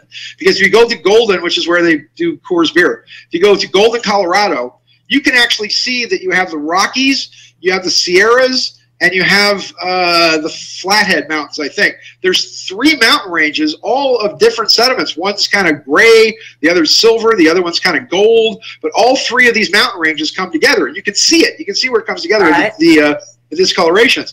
So wait, can I say, okay, so what you're describing is you think they're going to try to relieve the pressure again. They're not going to allow the New Madrid fault to go. What if it's the opposite? What if they are planning to let the New Madrid go? Then, if that happens, now you have the Edgar Casey prophecies completely back and forth. Maybe we should call David Wilcock and see what he thinks. Because only in Los Angeles can you use past lives on your resume, huh, Dave? Anyway. Well, it's legitimate, in my view. No, it isn't. No, it isn't. That's like, okay, that's my view. I was Cleopatra, so I should be headed for the resource. David Bowie would have said it was legitimate. Yeah, there you go. So if I'm right, okay. So on the one hand, if I'm right, then you're gonna see kind of big earthquakes outside of Washington D.C., New Appalachias, the Appalachian fault lines, all up in that area, and in Colorado, which is going to then relieve the pressure on the New Madrid. If they trigger one, and the eclipse has the ability to do that with what's going on, then Casey predicted that the next eruption of the New Matter Fault would split the United States in half, that the Mississippi River would become 100 miles wide, and that the Great Lakes would empty, that the Great Lakes would become one gigantic inland sea, and that the Great Lakes would then directly empty through the tributaries of the Mississippi directly into the Gulf of Mexico. And you could pretty much, that would be the end of the United States as we know it. If you split that area, then that means that you'd have to have ships and boats and bridges, and it would destroy the infrastructure. It would cause, it would cause tens, if not hundreds of trillions of dollars of damage with loss of life and whatever else. But if you actually look at the, but I'm saying that again, if you look at the, I based my entire career, Carrie, on looking at, Gordon Scallion and Lori Toy and Dolores Cannon and, But some of these people have been very wrong. Yeah. They are wrong because the timeline is shifted. We've altered it somehow with consciousness. I told you the one really interesting story. A young man and his mother I took to a USC football game, and this kid wasn't a kid. He was 28 or so, but he worked at CERN. And I said, so what's the deal with you guys? You have this multi-billion-dollar piece of equipment that every time you turn it on, the thing doesn't work. And this is just kind of a funny story. And he said, well, we have a theory about that. He says, our theory is that whenever we turn on the CERN collider and we crash these atoms together, that we actually then destroy the Earth and the galaxy and possibly the entire universe. So what happens is we think is that if we live in a holographic universe, it's like a video game, and we destroy everything, that we hit the reset button and we jump back to the point before we destroyed the world. And so it's like a video game where now we're on another timeline that's more successful, where the device didn't turn on and destroy the universe. And I said, wow, that's the greatest excuse for institutional incompetence that I've ever heard. Yes. And I thought he was pulling my leg, but I saw it on the front page of the LA Times 6 months later. 6 months later, I saw it where they said, CERN scientists say that they destroy the world every time and we jump to another reality and all that. And that theory has kind of gained some traction. So my whole thing with the eclipse, and let me also point out too, let me pump some things for some people and all that. Again, our website is strangeuniverseradio.com. You can email me at support@strangeuniverseradio, and I do what's been called the world's greatest psychic reading. I do an astrology chart, a reading for you. I do you get about a 50-page natal report. You get a transit report, which is a personalized horoscope for the next 6 months. You can do compatibility reports with that, but I do a whole horoscope chart for you. Now, part of what we're also talking about here is I do something called astrocartography. And with astrocartography, there's an amazing computer program that takes your birthday and it expands it. It takes a shot of the exact moment that you were born, and it gives you a map of where all the planets were transiting across the world on the day that you're born. Well, the fascinating part about this is that now you can find places that are perfect to either maybe move to, places to do business with, places where you might meet a lover or husband and wife. And so your astrocartography, based on the place that you're born, shows you an entire map of the whole world that shows you amazing places to go, but also places to stay away from. You want to stay away from Pluto lines. You don't want to, when you move to Pluto lines or live on them, you have a lot of death, you have a lot of tragedy, you've got a lot of disaster. I've done 2 readings for women who moved to Pluto lines and their children died and their businesses were destroyed and they lost all their money, and I'm like, you got to get out of there. So I give you astrocartography charts as well, and also I do what I call a world-famous double-decker, copyrighted, patented 2 tarot deck reading, where I use both the Waite Rider deck that people are familiar with and the Thoth deck at the same time, because I was raised on both of them. And I lay out one with the cross and the staff, and then the other one I pull cards from to give me an expanded aspect of it. But as I said, the clients that I've had say it's the world's greatest psychic reading. And then we do a blue sky thing for you where I pull cards and you have as many questions as you want. The whole thing lasts about 90 minutes or so, but you get all the charts, all the graphs, all the stuff. It's about 90 minutes. So once again, support@strangeuniverseradio.com, our website, strangeuniverseradio.com. I'm doing charts now for people in Germany, Japan, Netherlands, Australia. I've got a reading scheduled later on this afternoon for somebody who lives in Vienna. So it's a global thing because your audience is global, Carrie. And absolutely. And with that in mind, I want to ask you, Sean, because this sort of reading for the solar eclipse, I mean, is affecting the whole Earth, and we've concentrated on the United States. Do you have anything to say about the rest of the world? Well, I'm kind of focusing right now on the United States because it's crossing. It's the first time that we don't have eclipse that happens really kind of out in the middle of the ocean. It's right at the border of the United States. It crosses. I mean, this is, as I said, this is the first time it's happened since, you know, we don't have eclipses that actually cross the United States that much. And this one crosses all across it. It's bottom line is this could be the beginning of civil war in the United States. This could literally be the beginning of civil war. And I think maybe you saw the first shot across the bow, you know, with those people, whatever was going on. I'm not in a place where I could see a lot of news, but it looked to me like there were people protesting about them taking down the Robert E. Lee statues. It looked to me like they got attacked by the whoever these other people were. And, you know, this could quite possibly be, and especially because I think the man that got arrested for doing is in the car. Here's a prediction for you. I think he gets off on self-defense. I think that he was literally in fear for his life. I think that they were attacking his car, threatening to kill him, ready to roll over turn the car over, smashing the windows when he hit the gas and killed that poor woman. But I think if he gets off, then that's going to be another trigger for this. And I don't know. I didn't see. I don't know too much about it, but that the car did look like. I mean, you've got a demonstration going on that's massive, and you drive a car into it.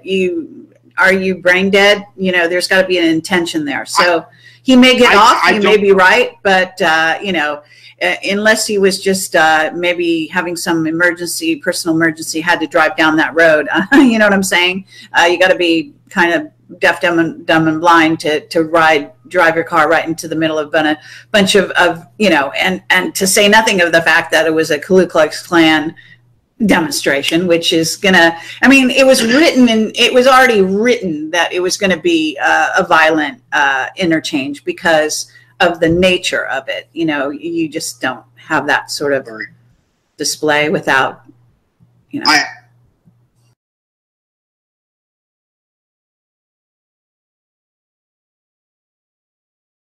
Sean?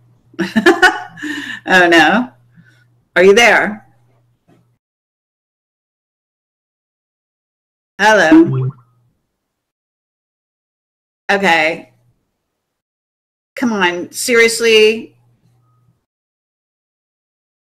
Hello? Sean? Standing by, everyone, hoping that Sean will come back on, and there we go. So bear with me just one moment. I'm going to redial Sean David Morton, and this has been a fascinating show. I'm sure that you all agree. I'm not sure if, you know, it's very interesting to me, the powers that be. They just always, all I have to do is open my mouth, and they just go crazy. Why? I do not know, but we'll bring Sean back. Hopefully he hasn't, that wasn't just like a fortuitous moment when they chose to knock him out. Oh, here he comes. Okay. Hello? There you go.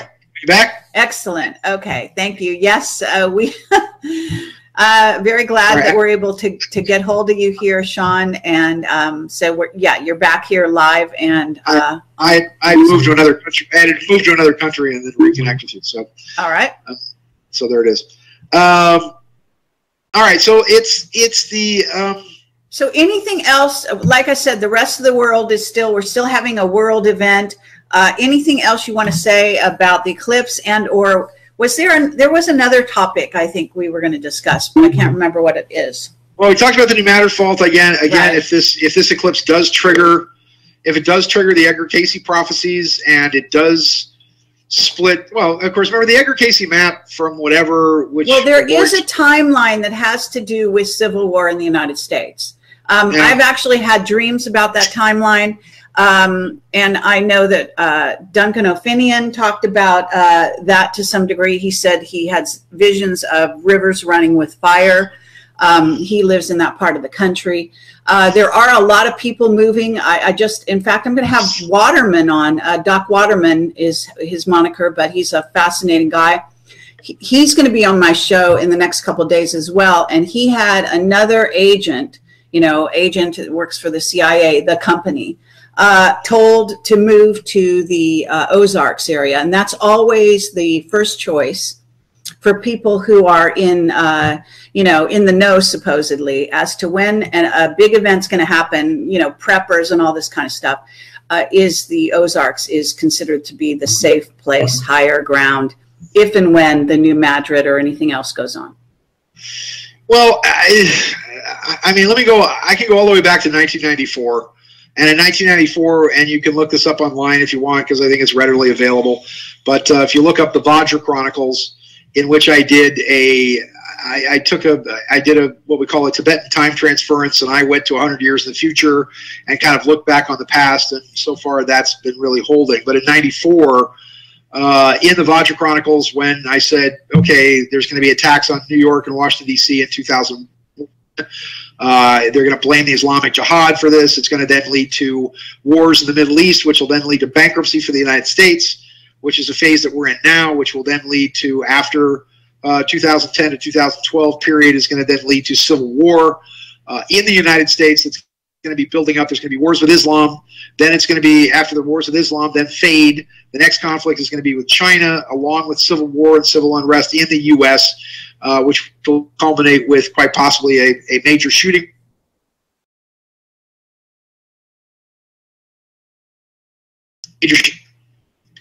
A major shooting war with the Chinese. Let me just make a brief comment about North Korea, about why North Korea is hot now. And of course, North Korea, Trump up in his hind legs and finally talked tough to these guys and said, look, if you want to attack Guam, then it's a fiery fate awaits you. And you got to talk tough to these guys. That's the only thing they understand. Clinton and Obama just held the hand of this little troll in North Korea. It's like, oh, I know it's scary in the woods. It'll all be okay. And Trump finally just smacked this guy in the nose. But just north, let me just tell you what this is over.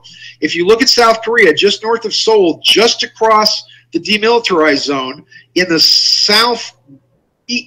western part of North Korea, there's a huge mineral deposit of what's called coltan, which is why we're heading over the Congo and Africa. Coltan is what you make computers, robots, cell phones, iPhones, whatever. It's this stuff called coltan. Yes. And it's why we form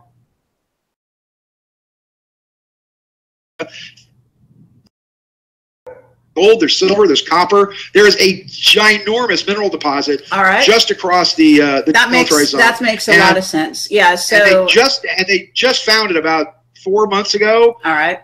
You'll always find that all these conflicts, all these things that there's always, you got to follow the money, Carrie. You know that. I mean, you go back to. Well, actually, I think follow the minerals is a really good policy as well. Well, I mean, if you look at all these big news stories as an example, if you go back to, Gaddafi completed the man-made lakes project. Gaddafi didn't borrow any money, spent $25 billion of his own money, and Gaddafi was putting a consortium together to buy British petroleum. When I found that out literally a week later, smearing Gaddafi in the press, and a year after that, they're shoving a knife up his ass. Then you look at, oh my God, you look at Bill Cosby. Bill Cosby was putting a consortium together to buy NBC, and they weren't going to let him do that. Right. And suddenly all these rape allegations that are 10 years old come up against Bill Cosby because he wants to buy NBC. Yep. So if you look at every single one of these guys and all the stuff that happens in the news, you got to wonder, okay, who's profiting by having this person be destroyed? That's right. You say that about me. Who's profiting by destroying me as an example? Well, I wrote 3 books that blow the lid. Sands of Time, Volume 1. On Area 51, on Dulce. It's actually, you know what? And that, I do want to talk about that, because actually right now there is a real push to organize, literally organize all the players in a disclosure, okay? Of the ET presence and so on. So your books they push the envelope much quicker than these people that are trying to run this thing want it to happen. You know what I'm saying? Right. And so, and they were bestsellers, right? So on top of it, I mean, you know, that's why I want to make a movie. They need to be made into a movie right away. They should be helping you the way they're helping, you know, well, I'm not going to name some other names because I don't want to give them any publicity here, but other people are being financed right now in this sector, giving big amounts of money to make movies, and they don't know even, you know, they can't even fit in a thimble what they know compared to what you have been told by your whistleblower and what you know, having been in the sector all these years. Thank you. Well, they're still pissed as well about my exposing Area 51 in '91. I mean, Area 51 was a local story in Las Vegas, but I'm the one that put it on the front page of the LA Times. I'm the one with my buddy Fred Isles who filmed for the first time back in '91. I kept it a secret, the location, for about 6 months or so until I told John Lear, and then John Lear told everybody where this where the location on the hilltop is. But they're still mad about the fact that they had to move this whole base to Utah because my friends and I were camping out on top of a hill, videotaping them and looking right down their throat. Well, so it's, I mean, no, it's just, I mean, it's important that people know this is the reason you're targeted, is these books and the whistleblower that they're coming from. So, you know, I just want people to really focus. They should, if there's anyone listening to this who has money, please consider funding a major movie based on these 3 books. Now we have actually, Sean Stone and I actually wrote a pilot for a Sands of Time TV series that's actually really good. That's fair enough too. You know, my agent is Jackie Stander. She's you know, she's handling a lot of this stuff. But as I said, I was in the process of writing book 4 when all this crap came down. I know that. Book 4 is where my guy Ted Humphrey actually then perfects the man-made time runner device and jumps into time and starts, and then suddenly all this Mandela effect starts happening. Well, actually in book 3 you reveal some key time travel information, and also to do with free energy. You're actually revealing some fascinating technology that I think also they don't want that out there. And you know, I mean, my interviews with you, you know, your radio show, so on, I think they decided to shut you up before they try this big push to back these other people in this disclosure fucking game that's happening, that is going to be a game all about what way they want to spin this story. And they do not want the people who are really in the know to come forward and really guide this. Well, so, and as far as they're concerned, there's $100 million at stake in bonds, which all these banks and the Treasury then get to cash the minute they turn again. Why would you after somebody with no money? There was no monetary damage whatsoever. Nothing was ever presented to the government. Heather was, I mean, I was just in complete shock that it was as dumb as it was, and I never thought it was going to go anywhere. Oh, until they found a way to get the judge on board. Anyway, with the let me do the astrology. Let me wrap up the astrology thing. Right. If you fall back on the eclipse chart alone, now remember, a lot of that your audience needs to probably contact me and get a reading. Also, by the way, I have a PhD in therapeutic counseling, along with you know, doing tarot and astrology. My uncle Carl Rolls was an astrologer for the Beatles. He was George Harrison's best buddy, and so I started learning astrology and tarot from my grandmother, reading and palmistry from Swami Sri Jaya, who I lived with when I was 19, 20 years old. So, but the study of all the charts for you folks, if you're born under the eclipse line, no matter where you live now, it's going to trigger a lot of stuff with what's going on. And the eclipse chart alone, it really does, it does predict Trump's removal from office. Either he dies or he quits, or he's like, screw this, I can't get anything done. I mean, just saying that is really kind of lazy astrology. There's layers upon layers of stuff that's on it. So you can't just make a blanket. You can't just make a blanket pronouncement. But what's covered marks the tip of what is a massive iceberg. I mean, what's beneath the water, most of us will never have access to what's going on with the whole Trump administration. So this is precisely why prediction is so difficult. You know, the future is always in motion. So it isn't impossible, but very, very close near it, because astrology only affords us a view as limited as our resources and our ability to accurately foresee conscious intervention. I mean, we talk about free will. But we have to account for collective free will, because you know, a beast that's really too wild to tame forces a people who want him to succeed. So all we can do is hope that we've trained to pick on the signs. I mean, we can make reasonable deductions and inferences to land at a probable conclusion. But anyone who definitely says that they know how this president is going to turn out. I mean, it was enough for me to predict that he was going to be elected. It was enough for me for a year to be the only guy in the wilderness to say this guy is going to be president of the United States. And that saw him hitting the nerve of the American people about finally putting America first, after having president after president who basically told us to suck it. And what we can say with reasonable assurance is smooth sailing for Trump is going to be absolutely impossible. Personally, office this time next year. And okay, Sean, let me ask you a strange question. You think he's going to be out of office? I'm right in the middle of a prediction here. Yeah, okay, go ahead. There's the possibility by this time next year, August, September, October of next year, that through, I don't think impeachment's ever going to happen, but a personal decision to resign, a forced exit, an illness, a death in his family, but he's really complex. And the truth is that things appear to heat up for Trump very quickly in the fall. So by September 23rd, sorry, through October 1st, beginning of the fiscal year, we're going to sweep through the sun's ingress into Libra, Jupiter's ingress into Scorpio. Jupiter's moving back into Scorpio. So whatever we're going to do, we're going to see a return of the 80s. We're going to see a return of the, I don't know, like Depeche Mode and 80s music. And you'll notice 80s music's in all these movies. It's in Baby Driver. It's in Atomic Blonde. It's in even Spider-Man. You know, you have all these kids movies are all 80s music. Are you saying this November, this October of 2017, or are you looking at 2018? No, of 2017. Jupiter moves into Scorpio. So that's are you saying it's going back into Scorpio or it's going forward into Scorpio? No, because Jupiter changes signs right. Every year, right? Yeah, every year or so. It rotates about every year. Yeah, so are we in Jupiter, going retro, or is it going forward into Scorpio? Jupiter moves Jupiter's in Libra now, and it moves into Scorpio coming up in October. So the whole next year is going to be hypersexuality, hyperspirituality. It's going to be sex, death.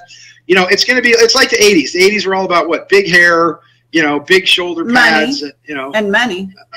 Money, girls who knew how to take a spanking, that whole S&M, kind of Depeche Mode, kind of weirdo stuff. We're going to move back into that whole super sexually supercharged sort of period for about a year or so. But it also is going to be kind of a, even though things are going to be difficult for Trump, like I said, Jupiter and Scorpio, about February, March, because Jupiter and Scorpio will bring, a lot of hidden stuff, because Scorpio goes down deep to uncover, and Jupiter expands and is very beneficent. So in a sense, we could actually have some quite explosive information come forward. That's true. That's another thing. And it's good luck for people that are blowing the whistle. It's good luck for people that are those people who are dredging everything up. But again, if you look at his chart, again, he doesn't have a single planet above the horizon for most of the next year, which is not good for him. It means, again, massive infighting, people that are like his best people, like Jared Kushner, or could mean a divorce between Jared Kushner and his daughter. Could mean his divorce. Could mean a death in his family. It could be. It's all. It's just all very bad. And as far as everybody else goes, you all need to find out on your astrophotography chart. If you're born along the line where the eclipse is going, it's no matter where you're living at now, it's going to affect you. But it's Okay, what about in your own chart, Sean, because people are concerned about you? Have you looked and done a reading on your own self, how this eclipse is going to affect you, how Jupiter and Scorpio is? I don't know what your chart looks like personally, but where is Jupiter hitting in your chart? Will it help you in your case? Actually, I have Jupiter and Scorpio, so I'm But in what house? In what house? Let me see. I have to check to share I know I have Saturn in the 10th house, which is 10th house Saturn, which is a Napoleonic Saturn. Right. Which means that you come Napoleon, like Nixon, you rise to a peak or a pinnacle, and then you're destroyed. Then you rise to another peak and pinnacle, and then you're destroyed, and then you rise up again to another pinnacle. I mean, I did a chart for the entire United States, a transit chart for the U.S., and it's based on the Sibley chart. My own chart, I believe that the legal aspects of what I'm doing, my own chart says that I'm completely out of and smooth sailing by my birthday on October 1st. If I can just get through this year, it'll all be fine. There's another possibility that the higher courts that I'm going to will simply void everything that's been going on, or the Attorney General, with the moves I'm making with him, will simply look at the criminal behavior of these other courts. And unfortunately, it's just the really disappointing part for me is, people that should be on my side, people that should understand that I was fighting for people's freedom, that I was doing processes for other people to help them get out of mortgages, to help them get out of debt, to help them get out of, if I had perfected this process, and I think I did, I think that's why they came after me. My goal was to see if I could find a way to help kids write off student loans, and find a way to do that. That $1.7 trillion in student loans means that the current generation graduating from school now, because they do not have the right to bankrupt, which should be a Supreme Court case. That should be Supreme Court case number 1, because you have the right as a citizen of the sovereign state. You have, hello. Yeah, we hear you. Hello. Okay, that you have the right to bankrupt out of debt. But this is, once again, the apocalyptic crap that the Clintons put in the 90s with the House Republicans, that they repealed the Glass-Steagall Act, which is what led to the financial collapse, and they're the ones that passed the ban against gay. So that was Bill Clinton, ladies and gentlemen, and they were also the ones that said if you're a student, that you cannot bankrupt out of student loans. Right. And now we have 1.7. That's very vile and evil. But it's a constitutional right. It's what our entire nation was based on. Yeah. I'm saying it's evil not to let people bankrupt out of student loans. I mean, that's a hook that they put into students at a young age, which is just, unbelievable. $1.7 trillion now saddles the children of our nation, which means they are more enslaved than any black Negro slave back in the 1800s. They have more debt. And you know what it's doing? What it's doing is it means that they can't take the most creative part of their lives to actually work. It means they have to move in with their parents. It means they don't get married. It means they don't have kids. And it means your educated class is going extinct. You understand what that means? It means that if all these people don't have kids, then the smart people aren't breeding. And that's the apocalypse. I'm sorry, but it's the way it is. It's the apocalypse. And I thought, stupidly so, that there was a process, because the people are the credit of the nation, which is what happened in 1933. It used to be gold and silver, but no, now the people are the credit of the nation. Therefore, you have the right to borrow against that credit. And therefore, because they use your signature and your social security number to create that,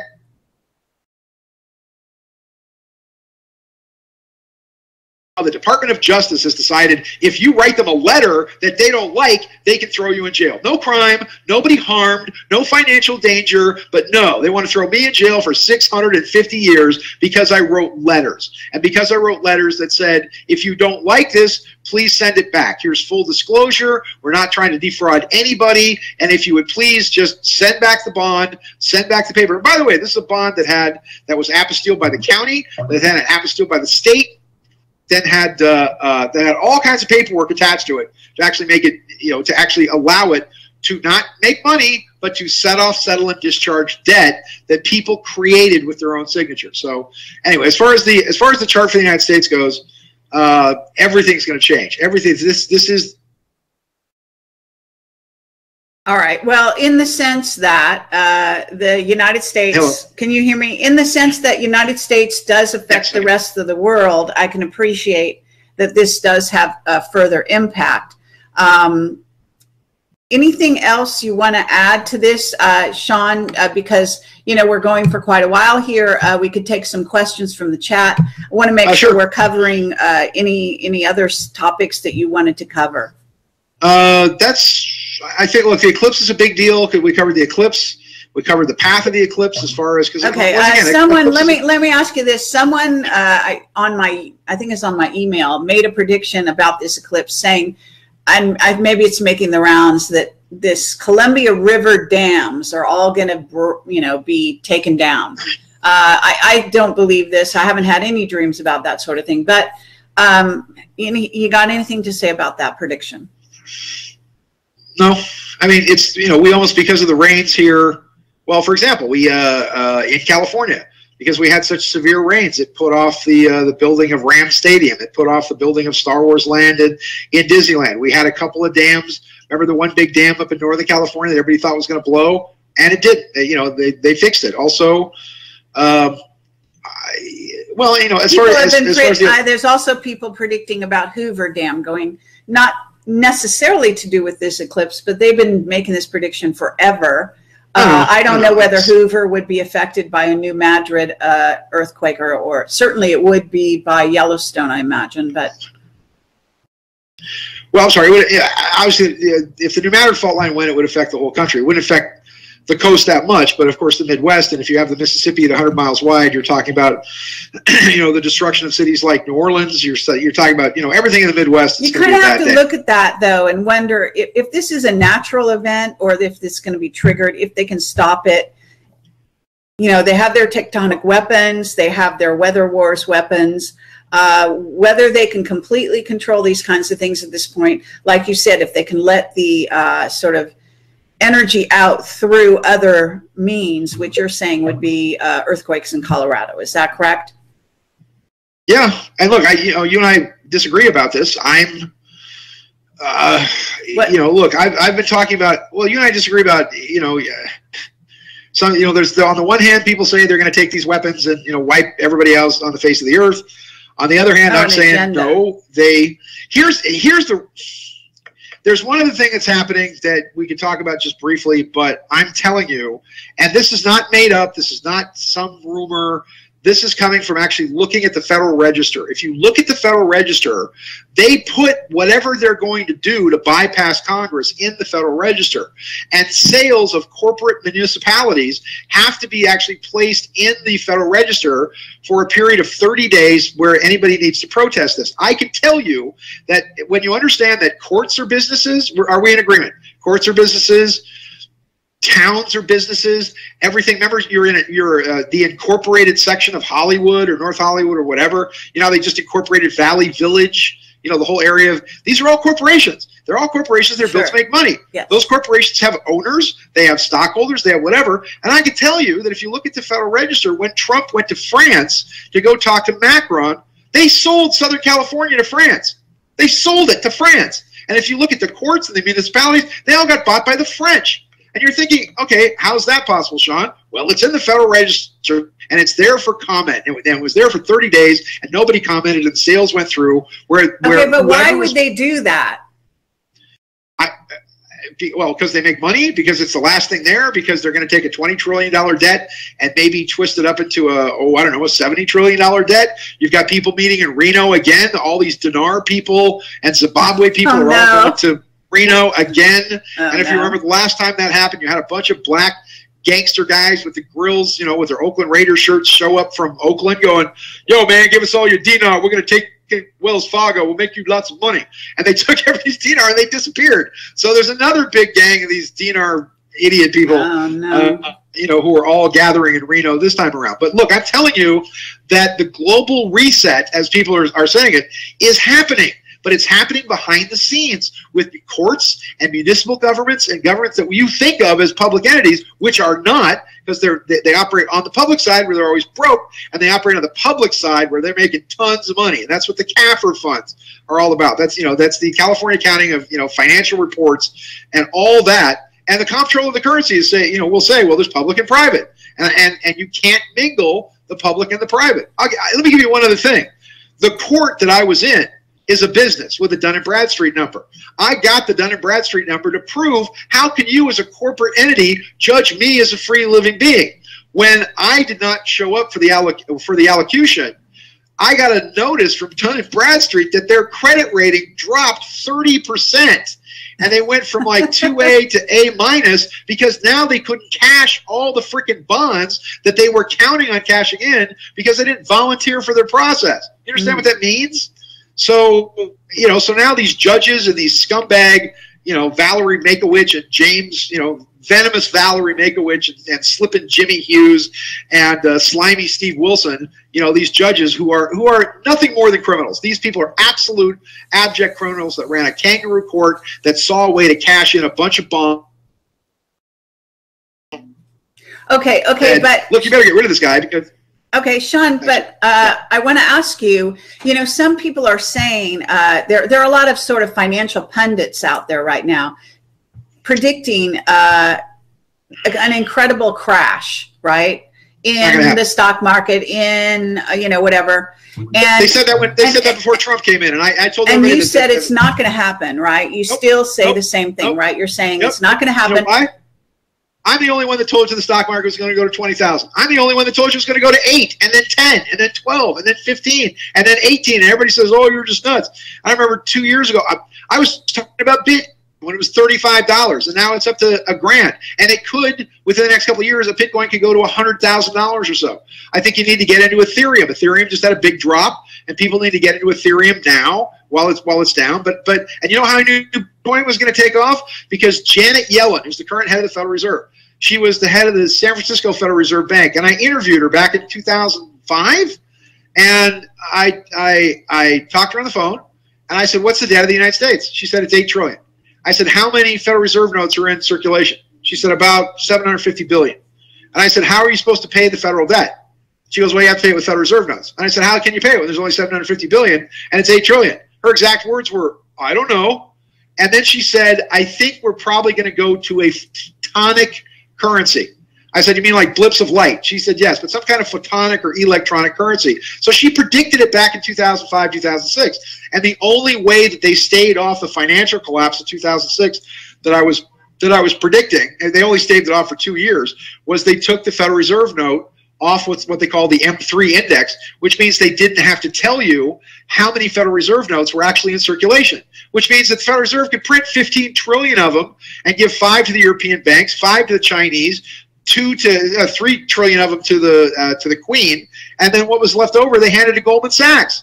And Ron Paul asked Ben Bernanke, "Just print $15 trillion and give it away." And he says, "It's our money. We can do whatever we want. It's Federal Reserve script."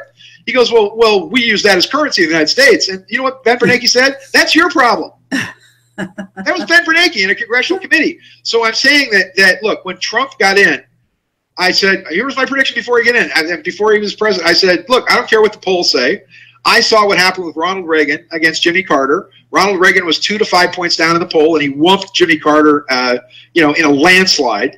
And I know that the press, you have to spot any conservative candidate at least 5 points because of the bias, because of the controlled nature of the press. When you have 6 guys who all belong to the Bilderbergers and the Illuminati, who own all 25,000 forms of communication, except things like Project Camelot, except things like Revolution Radio, except things like, you know, my show or whatever else. You know, we're the gunslingers, we're the freedom fighters, we're the only people protecting the dark tower that, you know, that protects all the universes and all the dimensions. So yep. I told people when it went to 20. When it went to 20, that there would be a collapse, and it dropped by like 1,000 points in a day, or almost 1,900. And that when Trump got in, now, okay, here's where it's going to go. When Trump got in, next level for the next hit, 28,000.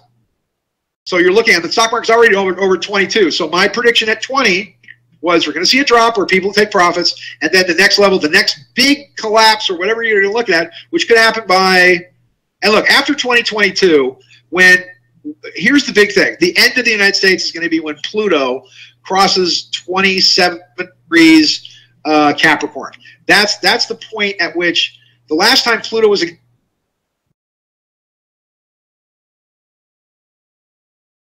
1780. So there's the Revolutionary War, the destruction of the government at that time, the British, the destruction of the banks, the establishment of a whole new central bank by our buddy Alexander Hamilton, who I had no idea was really a hip-hopping Puerto Rican, according to the musical.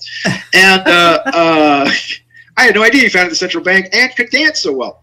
So the traitor Alexander Hamilton actually set up the Bank of the United States because and the Constitution was put together to force the states to pay. And after 20 years, when the states opted out of the Bank of the United States because it was controlled British, that's what triggered the War of 1812. It was all about banking again.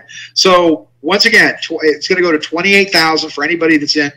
I would suggest, again, I suggest Bitcoin.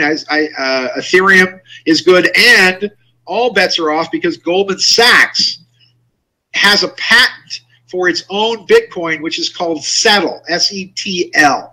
And the Settle coin, that'll mean Goldman Sachs can print its own money. They don't even have to go to the Federal Reserve anymore. And once that patent passes, oh my God, then all bets are off. But this is the only way they're going to be able to float $4 quadrillion in derivatives on the world market. It's the only way. Look, the Germans are up there. I think got 75 billion in derivatives alone. And that's just made up money. That's bets on bets on bets.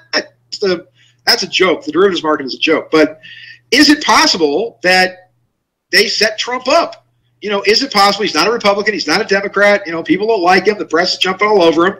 And if there's some kind of financial collapse, do they turn around and say, oh, look, see, we told you so. See, Trump did all this. Right. But as I said, by this time next year, Trump he's going to be 72. He could get divorced. He could have a death in his family. He could have a health problem himself, which may cause him to vacate the presidency, maybe hand the whole thing to Pence. But actually, Pence is, what I understand, even more, much worse news. So I guess let's hope that doesn't happen. What side of the fence you're on, but but I'm just saying that, as far as, look, they couldn't repeal Obamacare thanks to John Insane and the membrane McCain. They couldn't, but they've got to start getting something done. And as far as everything I can see that Trump's doing, the people you're being betrayed by is the Republican Congress. The Republicans had 7 years to sit around and think of a replacement from Obamacare, and they sat with their fingers in their noses and they couldn't come up with anything. So the people that are betraying Trump are guys like Mitch McConnell. The people that are betraying Trump are guys like Ryan. Okay, wait. Okay, fair enough. I want to ask you some of these questions in the chat. There's a pretty good question here. Someone wants to know what happens when there are 6K cryptos out there, since anyone can start one. Hello? Did you hear me? What happens when there are cryptos, cryptocurrencies, I guess, out there, since anyone can start one? Well, that's not really true. I mean, when you say anyone can start one, I still look, if the internet is the combustion engine of the 21st century, then I'm telling you, Bitcoin and these Ethernet coins are the fuel on which that combustion engine is going to run. So the ones that you're looking at, once again, for Bitcoin to go, look, in San Francisco New Living Expo, when it was $32. And I said, look, you got to get into this. You got to get into this. And now, look at where Bitcoin is now. Ethereum just had a big dump. And so, but I still think that if you get into Ethereum now, that's good. And again, if Goldman Sachs does the Settle coin, again, it's a big economy. And here's the thing that might happen here. We're very close to the Arabs now approving Bitcoin under Sharia law. And if the Arabs get into Bitcoin, where the Bitcoin can be backed by gold, then the sky's the limit. Then you really are looking at Bitcoin being worth $100,000 maybe in 2 years. I mean, that's going to be a big thing. And Ethereum, you can buy. My producer, Mr. Rowe, over Revolution Radio, he bought me $35 worth of Ethereum coin. I think it's already worth $150. So it's so he's actually made me money. And he made so much money off the Bitcoin stuff, and I keep asking if I can borrow $50 from him. So hey, Mr. Rowe, how you doing? I want to say everybody hello. I'll be back on revolutionradio.com pretty soon too. So I've just been real busy with my legal stuff, which has kept me from doing the show 5 days a week.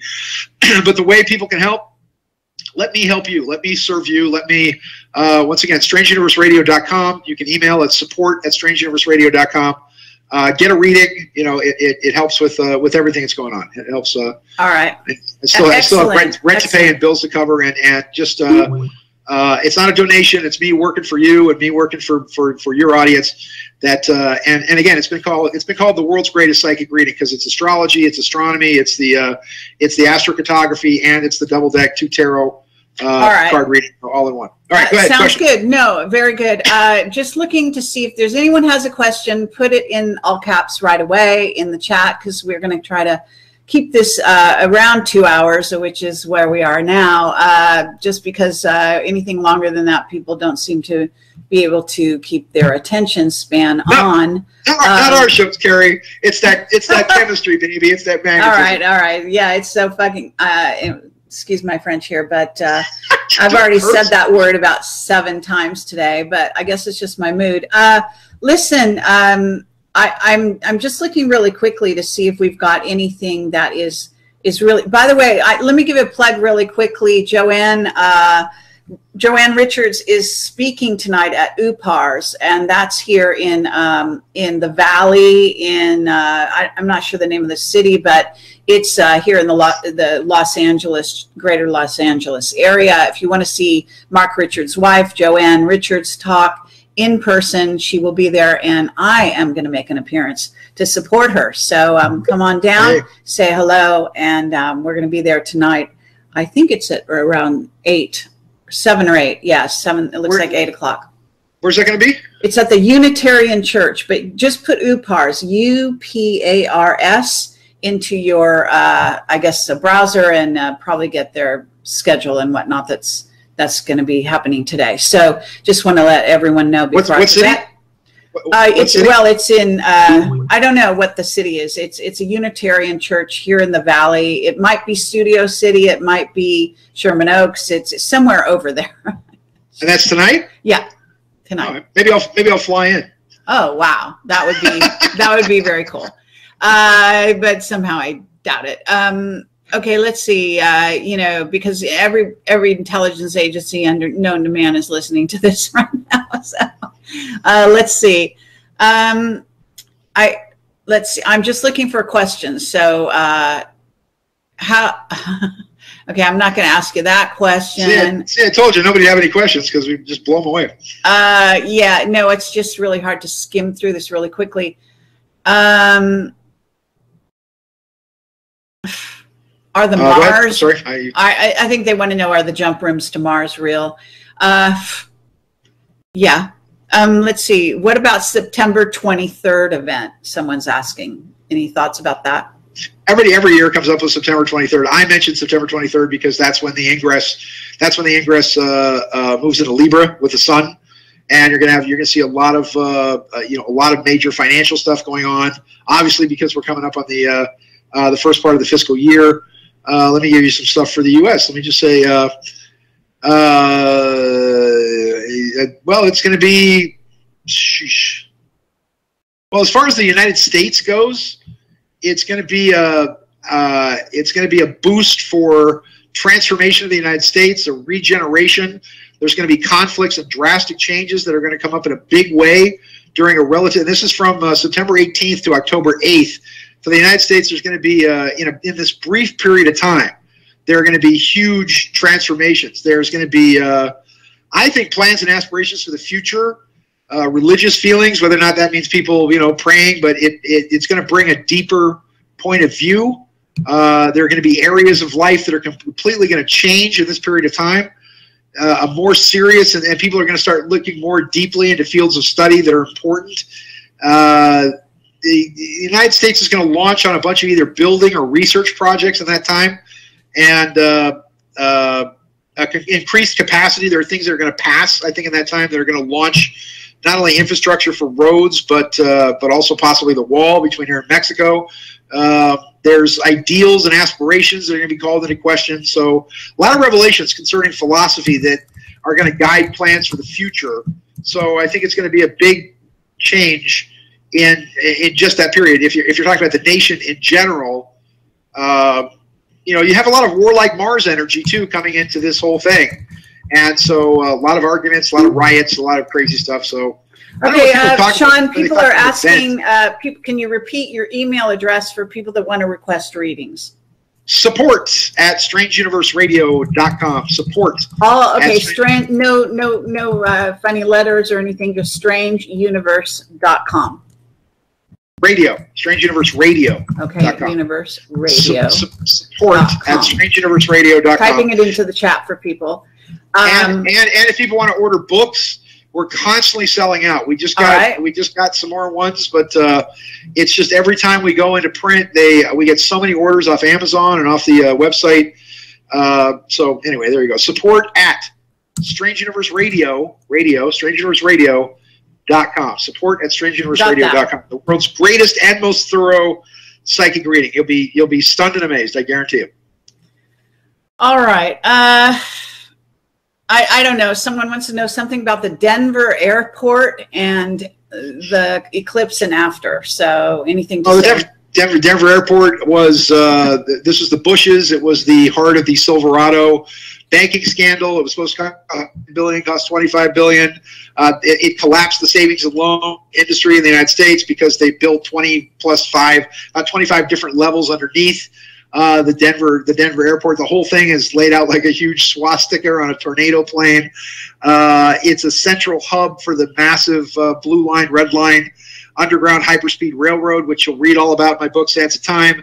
It all connects under Denver. The reason that airport was there and the reason you have all the levels underneath is because Denver is the secondary U.S. federal capital. Remember, the United States of America, the nation, is only 10 square miles of Washington, D.C., Puerto Rico, Samoa, Guam, and post offices and military bases. That's the United States. Everything else is foreign, non-domestic. Everything else is the sovereign states. We're republics. We're commonwealths. By the way, we're not a freaking country. We're a union. The State of the Union is strong. The president never uses the word country in the State of the Union address. He talks about the union of a conglomeration of independent states that are all sovereign. So you can bivouac 250,000 troops on that big plane, and within 48 hours under COG, continuity of government, if somebody was to blow up Washington, D.C. And again, the federal government, all the suppression of these trillions of dollars is only about 500 people and 10 square miles. So if you blew that up, the whole government's 6 city blocks, really. If you blew it up, you'd move everything to Denver, and that would be the secondary capital, which I do see happening maybe when we go to full-scale war against the Chinese sometime early the next decade, about, say, 2022 or so. Okay, yeah. Well, it depends what timeline we're really on and whether or not the timelines have truly shifted. But I agree with you. We're off the Edgar Cayce timeline. We're off the Nostradamus timeline. We have shifted, I think, quite comfortably into something new and something amazing through our will and focus and consciousness. And remember, the most important development in mankind is after 2012, the veil is off the right-hand side of the brain, which means now we all start naturally having psychic powers. We all start naturally not believing the media. We start naturally not believing the vomit that's being spoon-fed down our throat by these lying. Well, we're also having a lot of DNA activations, which is also helping that process. So let's see. Some people are asking some questions. I don't know. We're going to close this down. Someone wants to know, will Oliver Stone make a movie of your book? Would that be okay with you? Yeah, I'm friends with Sean, his son, Sean Stone. So am I. Let's see. Yeah, we both know Sean. He's a great guy. He's a wonderful fellow. Absolutely. And he's a good actor. And really I guess we'll ask him. Let's see. Somebody wants to know, will there be arrests? You know, they're always talking about arrests, people getting arrested, all this kind of stuff.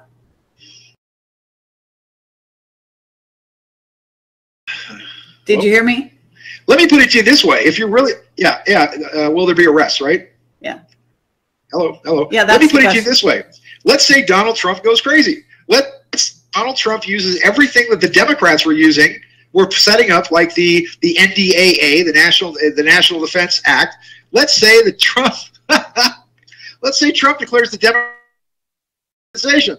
Let's say Trump uses the NDAA to start rounding up Hillary and her people. Let's say that Trump. That's never going to happen. I'm saying he could do this. He could do the same thing the Democrats had planned for us. Right. He could then do to his enemies. So we all thought it was going to happen under Obama. How come people don't think it's going to happen under Trump? I'm saying that Trump could use the NDAA against us. And there have been close to 3,000 arrests.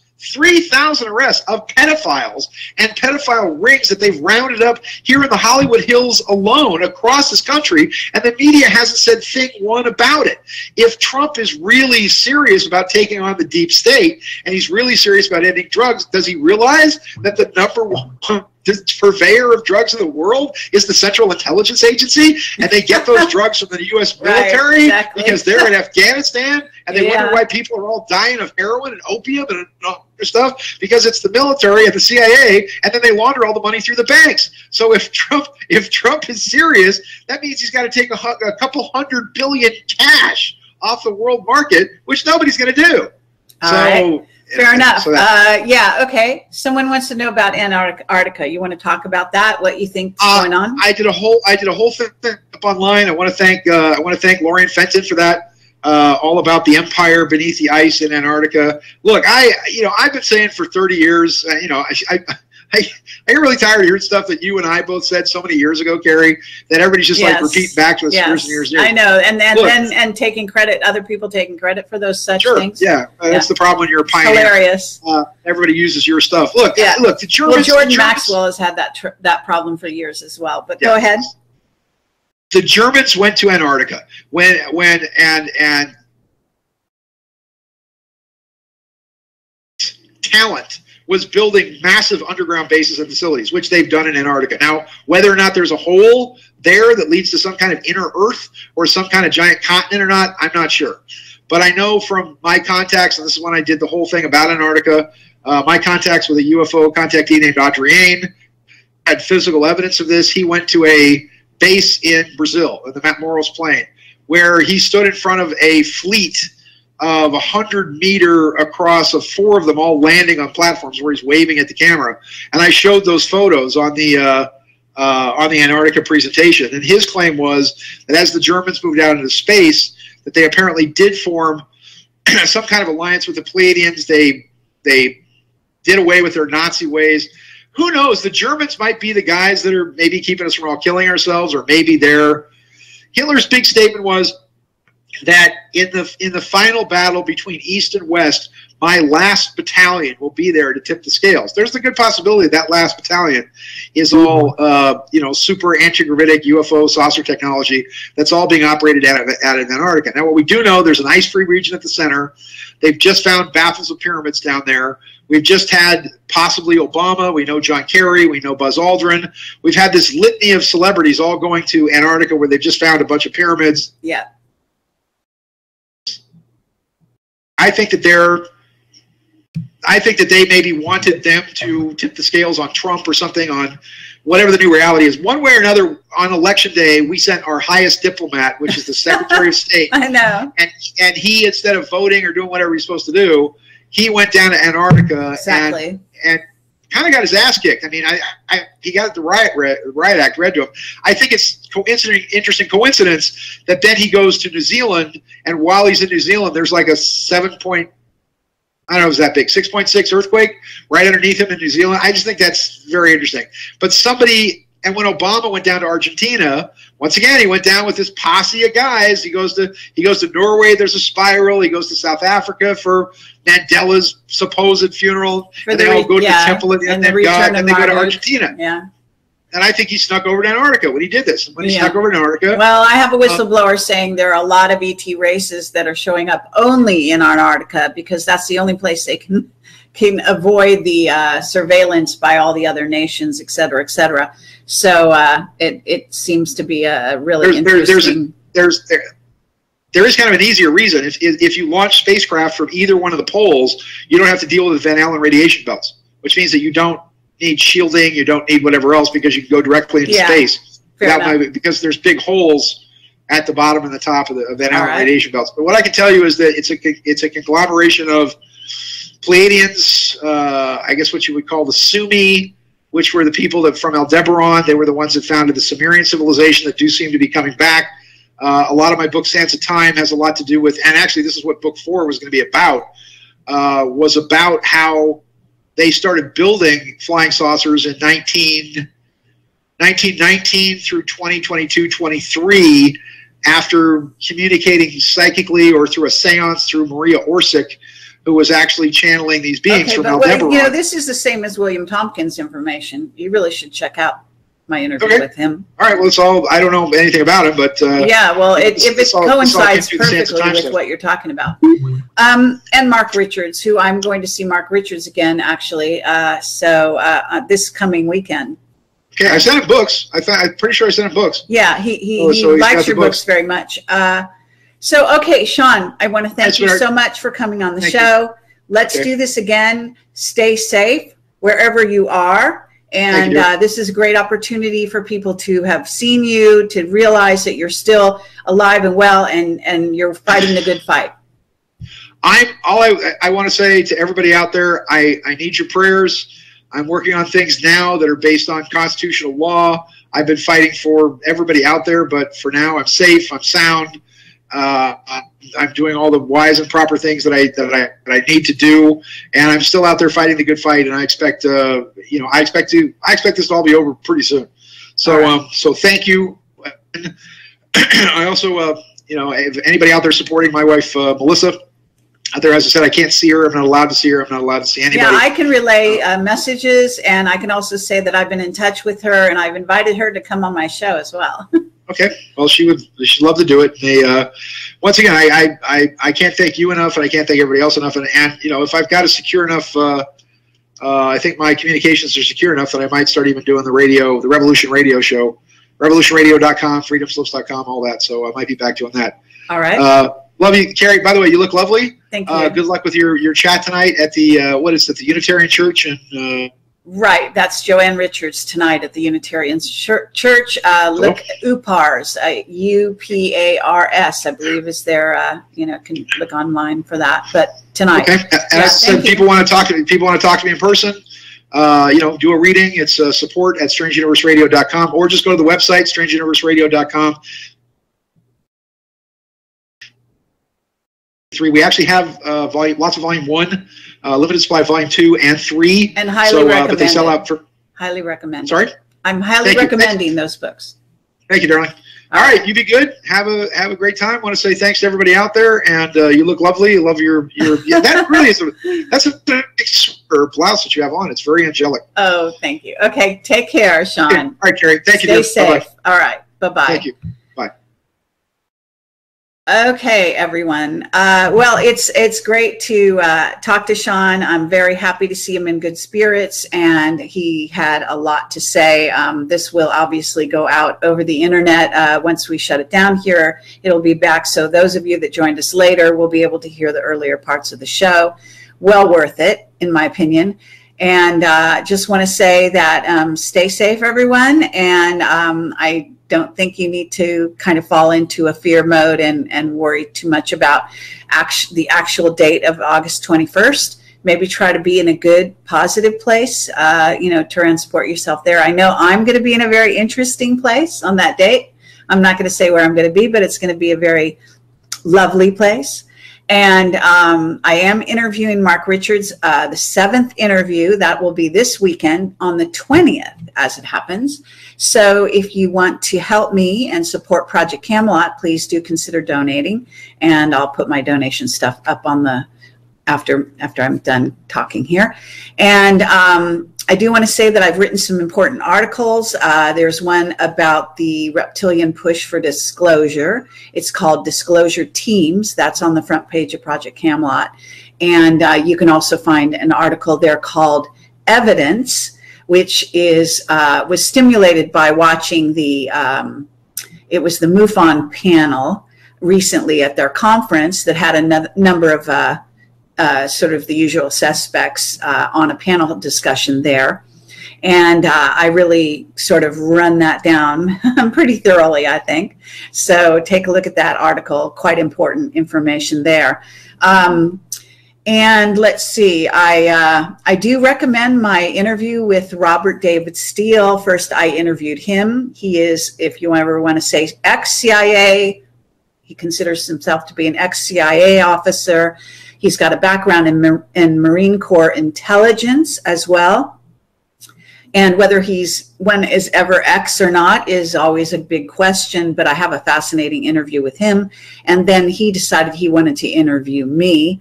I talk about that and why that might have occurred, having to do with what appears to be a formulation of what are disclosure teams. And I don't name all of the teams. I name a few of them. I talk about some of the backing they're getting. Why he decided to align himself with me, I have no idea, other than I invited him for an interview. And it may be that a faction of the CIA has decided that Project Camelot is the good guys. But who knows? I do want to tell you that he was not interrupting me. We had agreed that it was going to be a 45-minute executive summary.